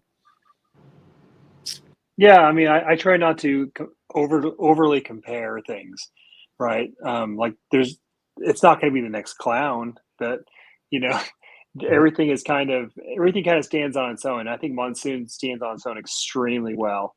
Now, there's a lot of unknowns about it, because the main complaint people have about it is, how do we change the pattern? Because after we get what we want, we get that crazy pattern. Now we don't like it anymore. How do we change it, right? So it seems like most things you put in there can actually make it a little busier or a little less busy, but it always kind of stays in that realm of being very similar. If that is the case and we can't manipulate it, which I'm not convinced we can't, but if we can't, then it's going to be all about turning in different colors, right? And it's going to be like, we made triple het Monsoon Monarch pieds, and of course we're going the Xanthic DG Monsoon, like that, the black and white spots everywhere, that sort of thing. It's a no-brainer. It's going to take about 5 or 6 years, if not longer, and that's going to keep us plenty busy. But I still think there's a lot to do. We still have a lot of experimentation that we're working on to see what we can do to manipulate the pattern a little more as well. Seems like Enchi is the best one so far. So Enchi's coming through again. Enchi's coming through again. Yeah, Corey Wood posted Super Enchi Lesters, I think, this past week, and it wobbled the pattern up, elongated some of the spots. So yeah, that was pretty cool. Yeah. Yeah. It almost has alien heads again, and we're excited about it. Isn't that weird? Yeah. All right, next super chat. Dr. Ben, what gene is next on the ball python panel? So we just got done with a big group of Orange Dream and Leopard tests, and they all look good. So Orange Dream and Leopard are there's still a little bit I'll do to make sure everything looks clean and perfect, and then also have time for our vendors to be able to add those. But those are looking really good. Beyond that, like I said, we're just getting the data back for Monarch, TSK, Xanthic, and for Puzzle. So those 3 are going to be pretty soon. Those of you that have watched the Reptile Genetics Weekly already know the Blue-Eyed Lucy Complex, Dr. Hannah Seidel, and the Eastern Michigan University group, the Ball Python Project. They found, they have almost all of them now. So like Mystic and Phantom and Special, Russo, I have tests that I'm going to be validating over the next couple of runs for all of those. The one that she's still working on right now is lesser/butter. So she's kind of finishing that up, and she can still use any of you that have super mochas or super bamboos. She could use a few more sheds from those, and it's pretty easy to find her. But if you have a hard time finding her, just shoot us a message, and we'll be happy to get you her address to send those to. Or if you happen to be at Tinley and have them, bring them this weekend, and I'll get them to her. But yeah, that whole group is looking good, pretty much wrapped up. Well, I'm really curious on the lesser butter to know how that kind of works out as far as them being identical. Right. And I'll tell you, I'd be a little reluctant to even believe like I feel like people have switched the names on those within their own animals multiple times over the years. So you get a shed and they say butter. It may have started as a lesser, and like I feel like the names. I don't know. I don't trust them anymore. The names, right, Justin? Right, these names. All names go in and out of vogue. You know, like banana was the cool name for a while. Then people were like, Coral Glow. I think people like Coral Glow. Buyers like Coral Glow now, so they changed all the banana names to Coral Glow. And like after a while, it's like if you go to find out if they're exactly the same, like how do you even know what line your originals came from? And before even RGI came to the surface or where they're at right now with everything, in my head, as I was getting more interest in DG, I kept hearing about enhancer, and then as I was asking more about the enhancer, I was getting told, well, it's basically the same thing. I'm like, well, what if I have half labeled enhancer and half DG, and I just don't like the enhancer fucking part of things? I'll just label everything DG. Who's gonna know? Like, unless someone's really on top of like all my shit and like, hey, no, I sold you that snake, then that's one thing. But like, how's that going to stop someone just calling something that no one's going to really determine what, you know what I mean? Like, I feel like the market has so much influence, right? Because like even MORPH market, we would love to put up our pure enhancers as enhancers, and they do have a tag for that. But nobody goes in there and searches enhancer clown. People always search DG clown, and then those animals would never come up on the searches. So we started putting enhancer and then parentheses DG just so it would come up in both searches. But then they reached out to us and said they don't like you doing that.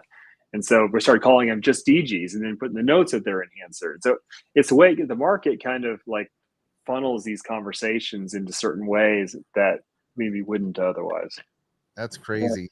And people, go ahead, Dave. Oh, I was going to say, I remember people with the butter argued it had more yellows and more color coming through than the lessers did. For a while, people said that Coral Glows were nicer than bananas. So when you're talking about what you need to call a gene now, so when you breed your strangers, Het Moray, to your Het Monsoons and make visuals, what do you call those? I'm calling them Monsoons because it's a more accepted name. And I find that whenever people are making claims about their line being better, it's always their line. They're never saying the other guy's line's better. It's the favorite. Funny how that works.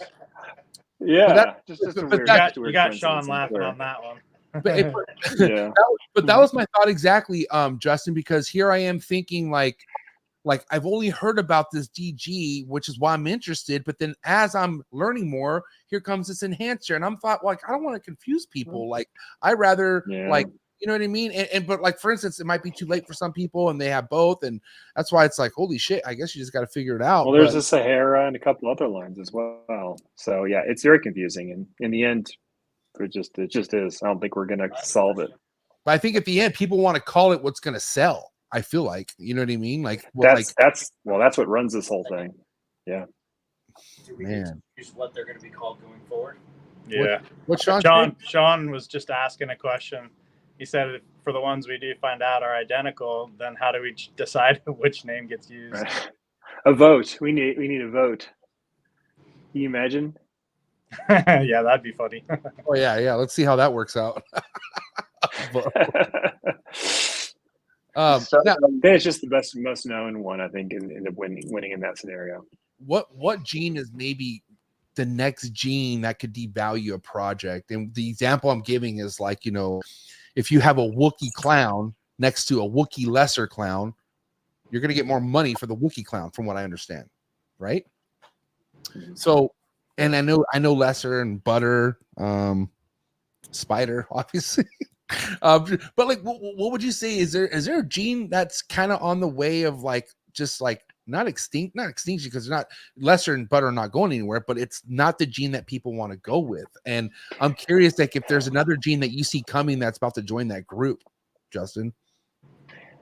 I don't have one that comes to my mind when you ask that question. But I would say that I think we've been looking at this all wrong. Like right now, there's certainly a major like negative in everybody's minds, not everybody's, a lot of people's minds about like pastel, okay, and lesser and Mojave and some of those really common genes. And I think the reason why is nothing to do with the actual gene. It actually has almost completely to do with the fact that they were some of the earliest incomplete dominants. And so what ended up happening, and we'll just take pastel for example, it's a perfect example. Pastel was one of the earliest incomplete dominants. Everybody fell in love with them. Bumblebees and killer bees and pastel clowns and killer clowns. And there was a time when every new combo wasn't cool unless it had pastel. And breeders automatically started holding back their coolest animals, and they got collections absolutely full of pastels. I mean, I had like 90% pastels at one point. And I didn't care. I loved them. Right. But then Ozzy came out with the Orange Dream. And yeah, Orange Dream made the pastels brighter, but we found out that if it didn't have pastel, we could get a bright orange snake instead of a yellow snake. And that was new and cool, right? And so suddenly people were like, we got to divest of all this pastel because we just make yellow snakes. We want to make other colors too, right? If it had happened in reverse, we'd be like, get rid of Orange Dream. We want yellow snakes, because we have is all these orange snakes. And the same thing with lesser. We would think lesser clowns were amazing if they were new and fresh, but we all got so heavy in lesser for a while that we were just trying to find ways to make things that weren't lesser. And you get kind of boxed in sometimes, especially with the earliest incomplete dominants. Okay.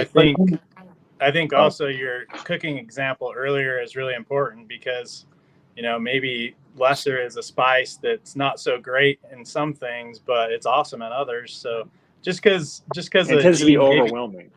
Maybe a gene isn't great in one combo. That doesn't mean you don't want it in your collection at all. You got to find where that spice fits in. But right, pepper should be pepper, right? There's not many different multiple versions of spices. Like the spice is what it is, and I just feel like now there's I guess there is different versions of pepper. I take that back. There's a lot. I'm just saying, God damn it! Like I just want what I want to. You don't like the multiple names for the same thing very much at all, do you? I mean, because okay, here we go. Let's talk about another situation where, like, I'm glad. First and foremost, a gene that is still worked upon. You still got zebra stuff going on, right, Justin? Or no? Oh yeah. Okay. Oh yeah. Okay. Yeah. Tons of it. Yeah. When I first saw or even heard about zebra is when I saw Adam dressed up as a zebra, walking around with ask me about my zebra or something. He was wearing a sign, right? And then I found out Steve Morph had a lot of zebra, and then I was like finding out about the zebra stuff, and I was talking to you, Justin, about it, and I was like, wow, this is interesting, like this is cool. And then I just see where we're at, like, wow, we're kind of getting to what zebra is really going to bring to the table. And then all of a sudden I'm being heard that it's being called McKinsey now. Okay. And so what's going on with that? Now zebra is being considered something else after all this? Well, I think you got the story slightly wrong. There was another mutation called the McKinsey they've both been around a really long time. Zebra was started by RHACS 2007, I think, a long, long time ago. McKinsey, boy, I don't even remember who started that. Maybe Dave remembers, but Gourmet Rodent, I believe, started that project. Was it Gourmet? Yeah, that sounds right. Yeah. Okay, so what you heard, the rumor is that could they be the same gene potentially? Right. Coming in from two different angles. The zebra stuff has been like really heavy in the pastels and came through. Roos's collection with a lot of unique combos that are kind of unique to his collection. And McKinsey, had its own journey, but I think McKinsey had, in my opinion, it had kind of fizzled a little bit. People weren't really sure. It wasn't considered an investment gene, and it was definitely considered an incomplete dominant, where zebra was more considered a recessive, which made it, sexier. Although there is a visual element to the het zebras. So I can't say if they're the same or not. I think that zebras right now have kind of dominated the conversation. And if maybe we can prove that McKinseys are the same, then McKinseys are that much more valuable as a result. I think they're both great projects, probably. Yeah. I had two conversations about this, but really quick. So you have white lace and then you have desert ghost, and you're showing the clowns side by side, some similar characteristics, but different genes. That's kind of the way I was talking like Mackenzie early on, when people were arguing it's the same as zebra, that, this just might be the co-dominant, similar effect. Yeah. Oof. I'm not going to do this, but nonetheless, that one ran a different way where you had your recessive project. This is just a code down that looks like your recessive. and I meant to say incomplete dominant, but I'm not going to stop with this codon thing yet. I'm not ready yet. Take the last. Yeah. Yeah. We have so many genes now that it's not unheard of for one gene and another gene to have a similar effect and be completely different, right? And I think we saw that a little bit with the desert ghost versus the white lace, right? One is incomplete dominant, and the other one, is now polygenic. And yeah, it's a little easier, I think, to work with lace because it's easier to identify and simpler to deal with. But that doesn't really take away, I don't think, from the value of either. They're very unique. They're similar, and that's just when you have this many genes. It's inevitable that some are going to be highly similar. Yeah, and too, one comment I brought up when it was proposed they could be the same was I went on Morph Market and there was only like 20 Mackenzies for sale, maybe 14 Mackenzies for sale. So like finding out that these 14 animals are now valuable when they may not have been before. I don't think there's enough of them out there that it would change the market that much. Like finding out Candy's allelic with albino or something like that, Yeah, it's not a groundbreaking change to either project, I don't think. Now, we were talking about certain genes that potentially not are good for a project, as far as if it's in the mix, it could devalue it and whatnot. One of the most talked about genes, not that it's not worked at all with, but it's less is more, right? And that's the spider. But then I found out there's a family of spider genes. Like there's there's the spider, but then there's like relatives of them, right? I'm a big chocolate guy. Like I like the chocolate stuff. And then I found out that chocolate is a part of that family tree with the spider. Okay. And I'm curious, was there ever a name or a determination what it actually was that the spider had wrong with it neurologically or anything? Has that ever been discovered, by the way? I'm just curious, first and foremost. There is a publication where they go in and show pictures of, I believe it's the neurological system and differences in it. They're really, I don't remember the type of microscopy they're using, but it's very melanocytes or something. Yeah, melanocyte deposition, along with the neurological system. So there is some stuff that's been done on that.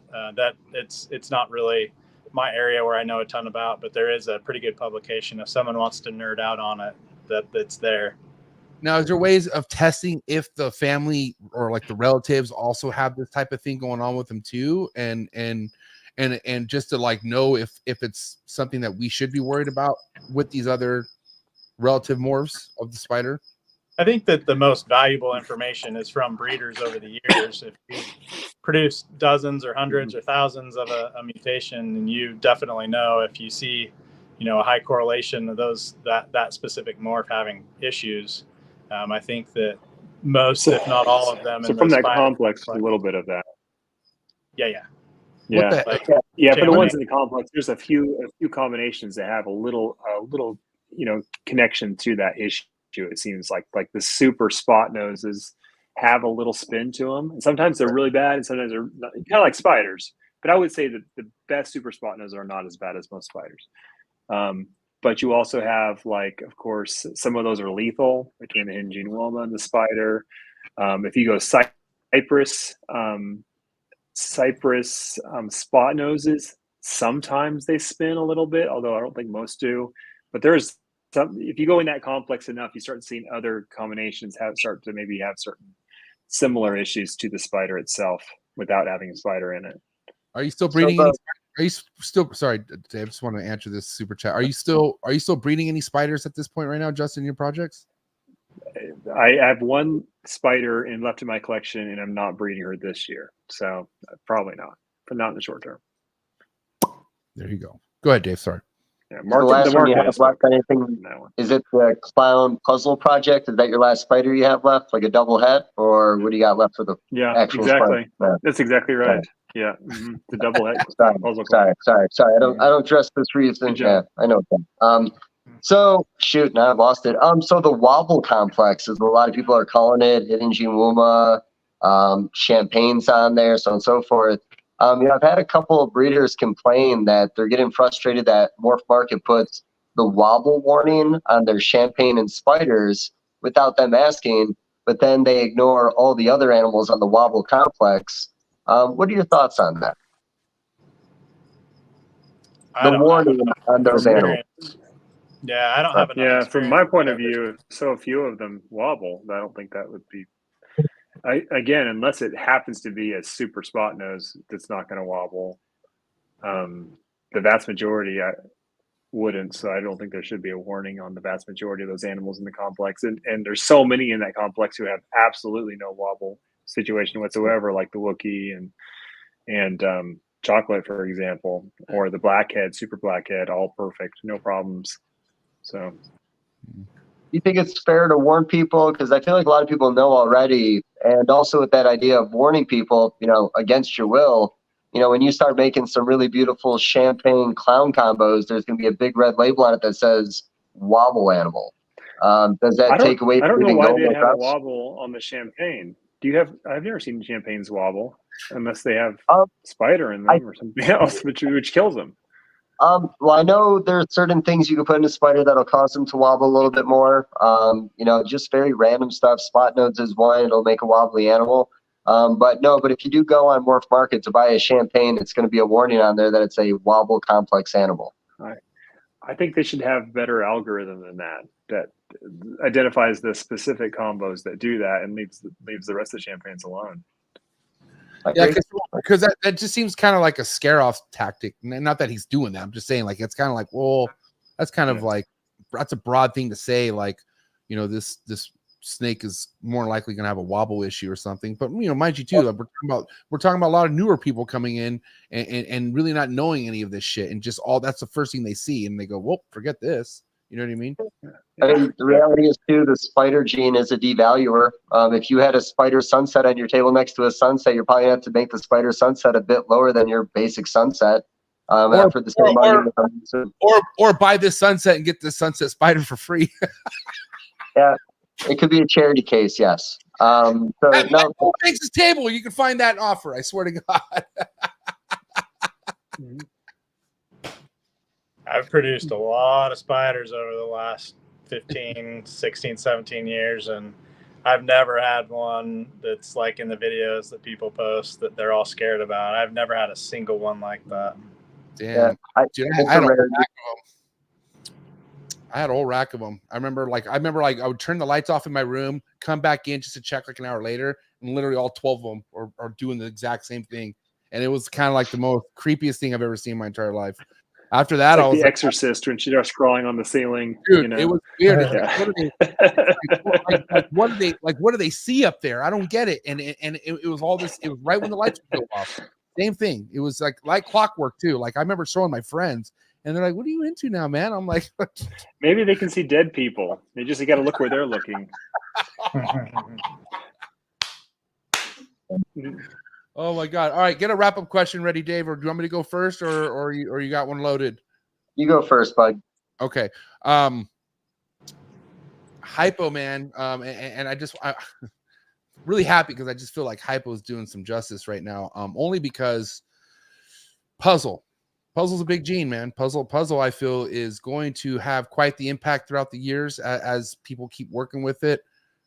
Not saying it's going to be the new clown, but I'm saying, holy shit, make way for Puzzle. But I also take note whenever you see a gene like that and you see another gene go into it and it doesn't look as good, you just kind of take note. And obviously DG reigns supreme in a lot of projects, if not all projects. But if we talk about hypo puzzles compared to DG puzzles, I don't know, Justin. Am I tripping? Right? Am I seeing a lot more potential with hypo puzzles than DG puzzles, or is it just too early to say? I just feel like it's going to be enough that hypo isn't as good as DG, or that talk just needs to stop.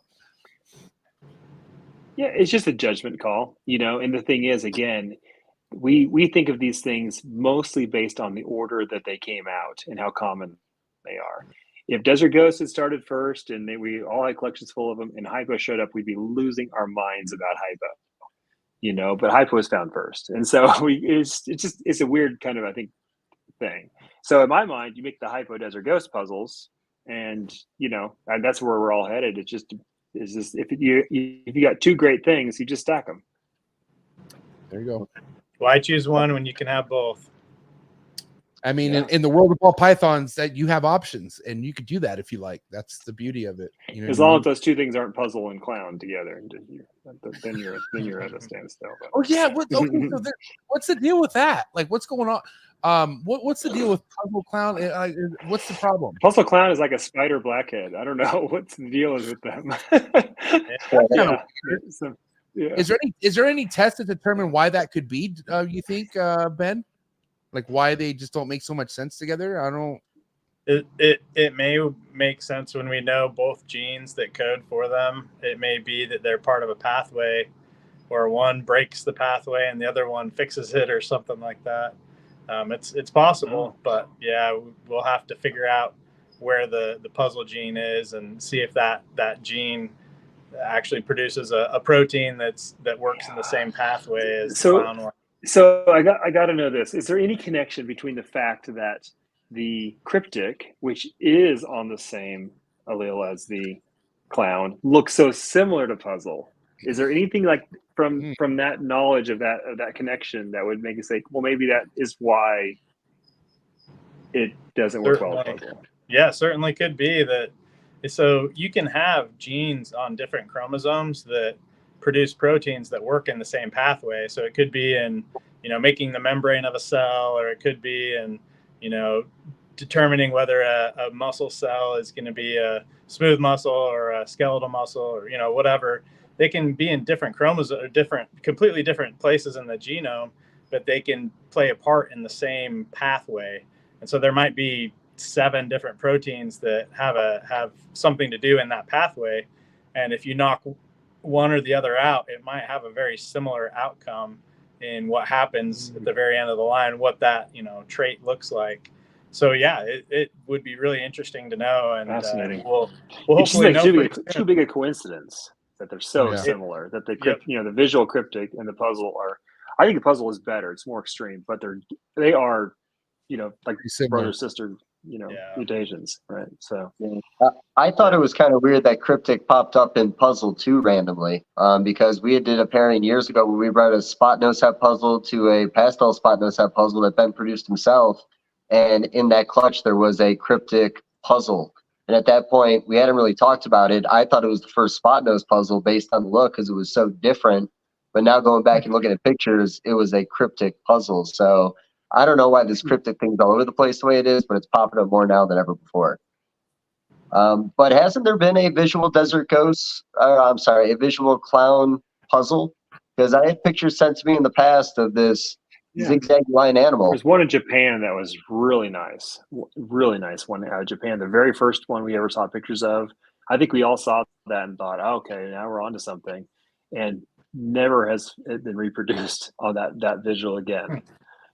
So I personally made a few, I think, but they look like clowns. So, there hasn't been a triple recessive for them. We don't know. There hasn't been a triple recessive version of puzzle yet. Hypo ultramelanistic puzzle. I meant clown with clown. My bad. So there hasn't been a clown puzzle other recessive made yet, right? Not yet. So time will tell. I guess time will tell. All right. Yeah. What do you got, Dave? Yeah.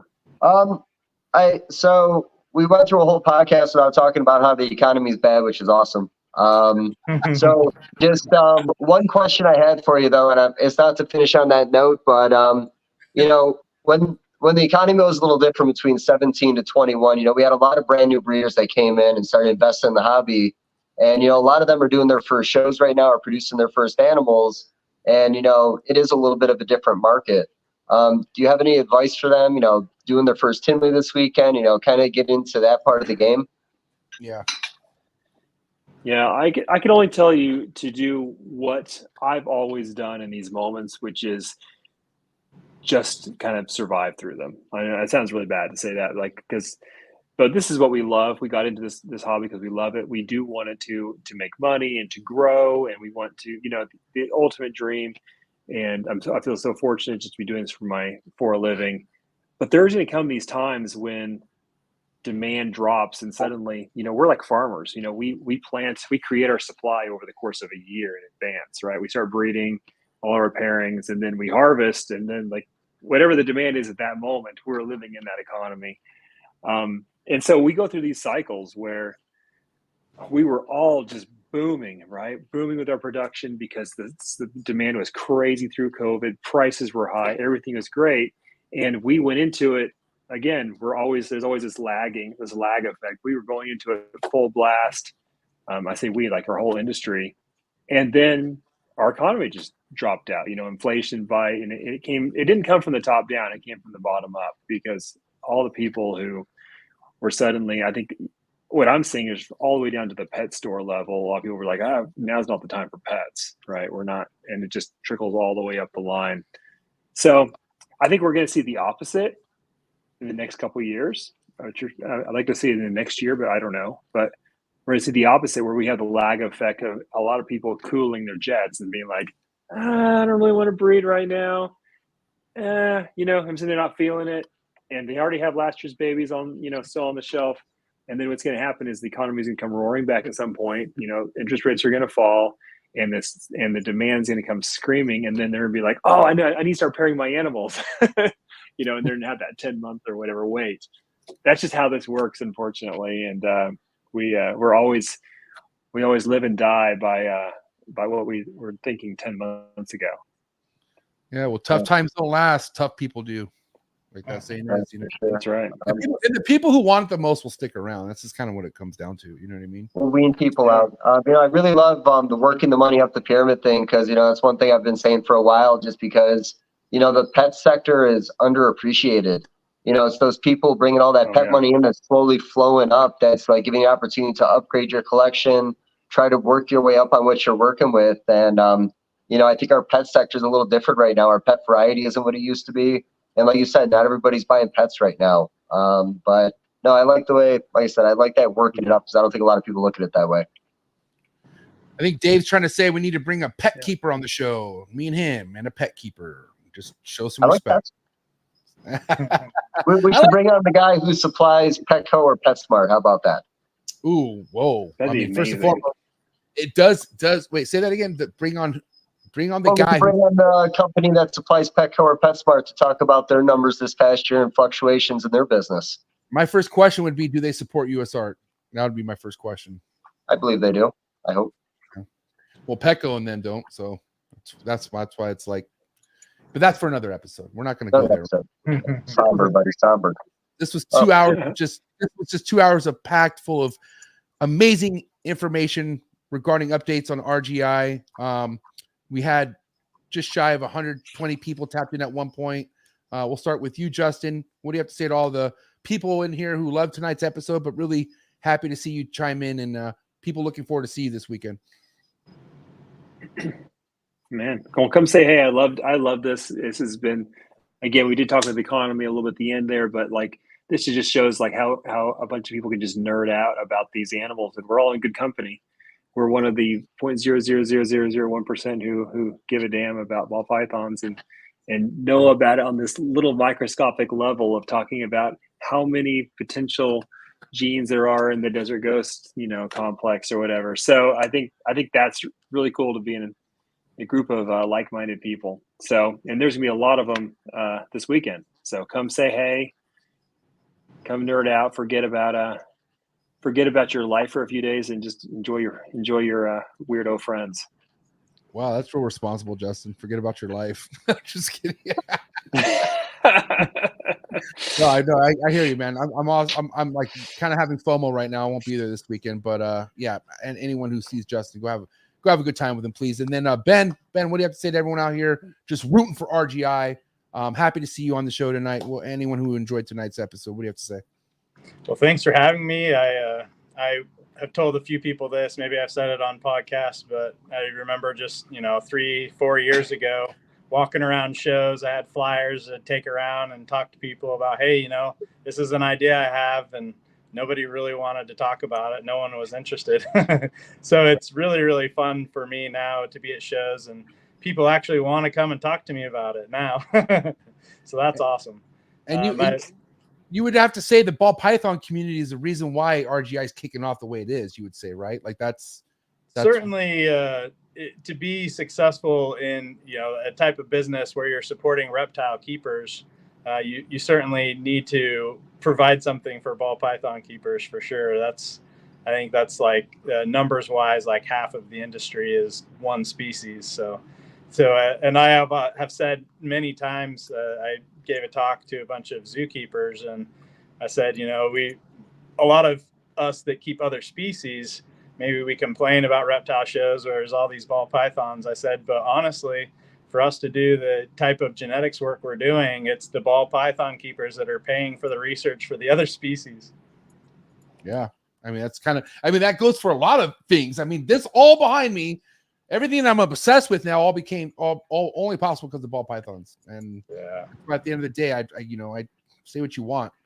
This whole industry has evolved to where it is because where ball pythons have taken people, you know what I mean? And I'm thankful for it, you know what I mean? And like, again, this was a great episode, but guys, do me a favor, please go follow Kinova on Instagram. And not that I have to tell you to do that already, but Instagram, Kinova, YouTube. And Justin, remind me, how many you do, one video or two videos a week on YouTube? Remind me. It's one, right? One. Yeah. One Friday on Fridays. So tomorrow. One on Fridays. Okay. So go subscribe Kinova on YouTube, and then also to Rare Genetic Inc. on YouTube. And how often are you putting out content on that YouTube channel, Ben? Once a week also. Most of the time on Tuesday nights. This week and next week it'll be Wednesday night, but most of the time it's Tuesday night. All right, well, there you have it, man. Have fun at Tinley, guys. And it's a wrap for Justin of Kinova and Ben of RGI. Give it up, ladies and gentlemen. All right, have Thanks, fun. guys. You guys are great. Don't party too hard, Justin. It's talking to you specifically. Forget about everybody. Partying hard. All right. All right, guys. Hey, have a good night. Thank you so much. I appreciate it. See you guys. Thank you. I know, Dave, you're just getting warmed up. I get it. You're just No, ready. I'm good. You're ready. Hey, but bro, thank you. You brought some heat tonight. You really did. I don't know if it was the wig, but you came out blazing, buddy. You didn't waste any time. Thank you so much. I appreciate it. How do you feel overall about tonight and how it went? I feel good. I will say that I definitely started out even confusing myself in some of the questions, but I think every time we do one of these conversations, I just take conversations people have with me at the shows, and I just try to repeat it to kind of get us there. But can I do one last thing before we call it quits today? Just one little thing. You'll know what it is when you get there. So a few podcasts ago, I told the story about the time when Kevin McCurley and Potter shit in a pizza box. So I spent all week this week recreating the poopy in the box. So I'm going to donate it to the auction. I'm going to try to see if Potter or Kevin want to donate some more shit to put in the box for you guys. But, don't miss the auction. I know a guy from another company has a guitar he put in. It looks really nice, but I put a lot of time into that turd right there. That's like 7 different layers of colors. So, this is a Dave original. Don't miss out on your opportunity this weekend. I hope it goes more than $1. I'm just going to put it out there. What is that made out of? What is that made out of? I'm just curious. What'd you make that out of? So I got some of that little kid clay that you put in the oven at 275. And then the paint is just a mixture of different paints I had laying around. Guy at Pizza Hut gave me the box for free. It had some grease marks in it. That was kind of nice. But like I said, I'm going to talk to Potter and Kevin and see if they could throw some shit in there for everybody too. So you're not just, buying a turd in a box. Guys, I got to tell you, man, if you come across Dave at Tinley at all, just go say hi to him for me. And, talk to him if you can. I mean, I don't know, Dave, let's be honest. One of the things I love hearing the most after every show you do is the feedback you get from people of you doing the podcast. That means everything to me, because that to me tells what I need to tell you, how important you are to a lot of my shows. You know what I mean? And I just love it. So I just got to say, anyone out there who sees Dave, show him love, tell him I said hi, give him a big hug. But what do you have to say to everyone out there who loved tonight, man? And like I said, everyone who just loves seeing you on this show, what do you have to say to everyone out there showing support? I'm going to continue on with what you said about the shows. I did a little show down in Springfield this weekend. I met a few really awesome guys. I talked to Polygata. We got to do an episode on that. Yes. I met a great guy that breeds Doberman Pinschers that said he appreciates my boa stuff. So, I appreciate you having me out here to do it every week. And, everybody at the shows, man, I'm going to be drunk and I move fast when I'm drunk. So you're going to have to get it in, and then I'm just going to disappear. So enjoy me while I last.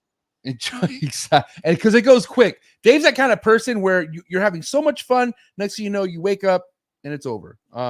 Either in his bed or somewhere. I don't know. Just say you wake up And it's, you know what I mean? And no matter what goes down, well, are you vending? You're not vending. You're not vending. Are you? Take one off. This isn't me this weekend. I'll be in Denver the following weekend. I got deliveries. I'm just going to be happy, and I'm going to go to Snake Road on Monday and do some herping. So this is my little chill weekend. Legendary Snake Road. Well, like I said, Dave, I'm gonna miss out this weekend, but I hope you have a good time. Enjoy yourself, and please, guys, give him a follow on Instagram, Custom Scales, and and give it up for my man right here, Dave Levison, ladies and gentlemen. Hey, safe travels too. I know it's only 6 hours, which is technically nothing of a drive to you, but still, be safe and get to Tinley safe, buddy. I'll talk to you soon. Appreciate you. Catch you later, bud. Later, man. Oh, all right, guys. Thank you so much for hanging out with us. I hope you enjoyed. I thought this was awesome. This was something that I wanted to bring to the table for quite a while, but we needed more time. We needed to let things simmer a little bit, and hope you guys enjoyed it. Make sure you hit that like button if you did. Hit that subscribe button. Hit that notification bell. Select all. You'll be on top of every single podcast we do here on YouTube. Don't forget to listen to Trap Talk Reptile Podcast on all the major audio platforms, such as Buzzsprout, Apple Podcasts, Spotify, all the relevant ones, biggest ones. All right. And again, shout to any of the sponsors shout to all my sponsors. But if you see any of my sponsors at the Reptile if you see any of my sponsors at the NARBC Tinley show this weekend, like Freedom Breeder, tell them I said what up. Sim Container, tell them I said what up. Gary Shavino, GS Reptiles, tell them I said what up. All right. Then you have the #1 shipping company in the game, Ship Your Reptiles. Head over to their booth. Chad Brown, Susie, the entire Ship Your Reptiles team. Say what up to the Clutch family. Head over to Clutch, their booth. Show them some love and see what they have going on. Amazing, amazing stuff happening. So don't miss out on that. And then last but not least, the man of the hour, the company of the hour, Rare Genetic Inc. Stop by their booth as well. They're going to be right there next to Kinova, along lines of many other heavy-hitting vendors. All right. Also, head to their website for any information. More importantly, subscribe to their YouTube channel. All right. That's the best way to just tap in on any new information that they want to come out with. Thank you so much to everyone who shows this channel any kind of love. Just watching it means a lot. But if you do want to support this channel more than what you see here, if you want exclusive content, go down to the very first link at the very top. Click it. Join the Trap Talk Patreon family and come mess with us, man. We're an awesome growing community. All right. So I'll see you guys all at the top. Have fun at Tinley for me. But it's a wrap. Episode 396. Have a good night. I'll see you guys later, and I'm out.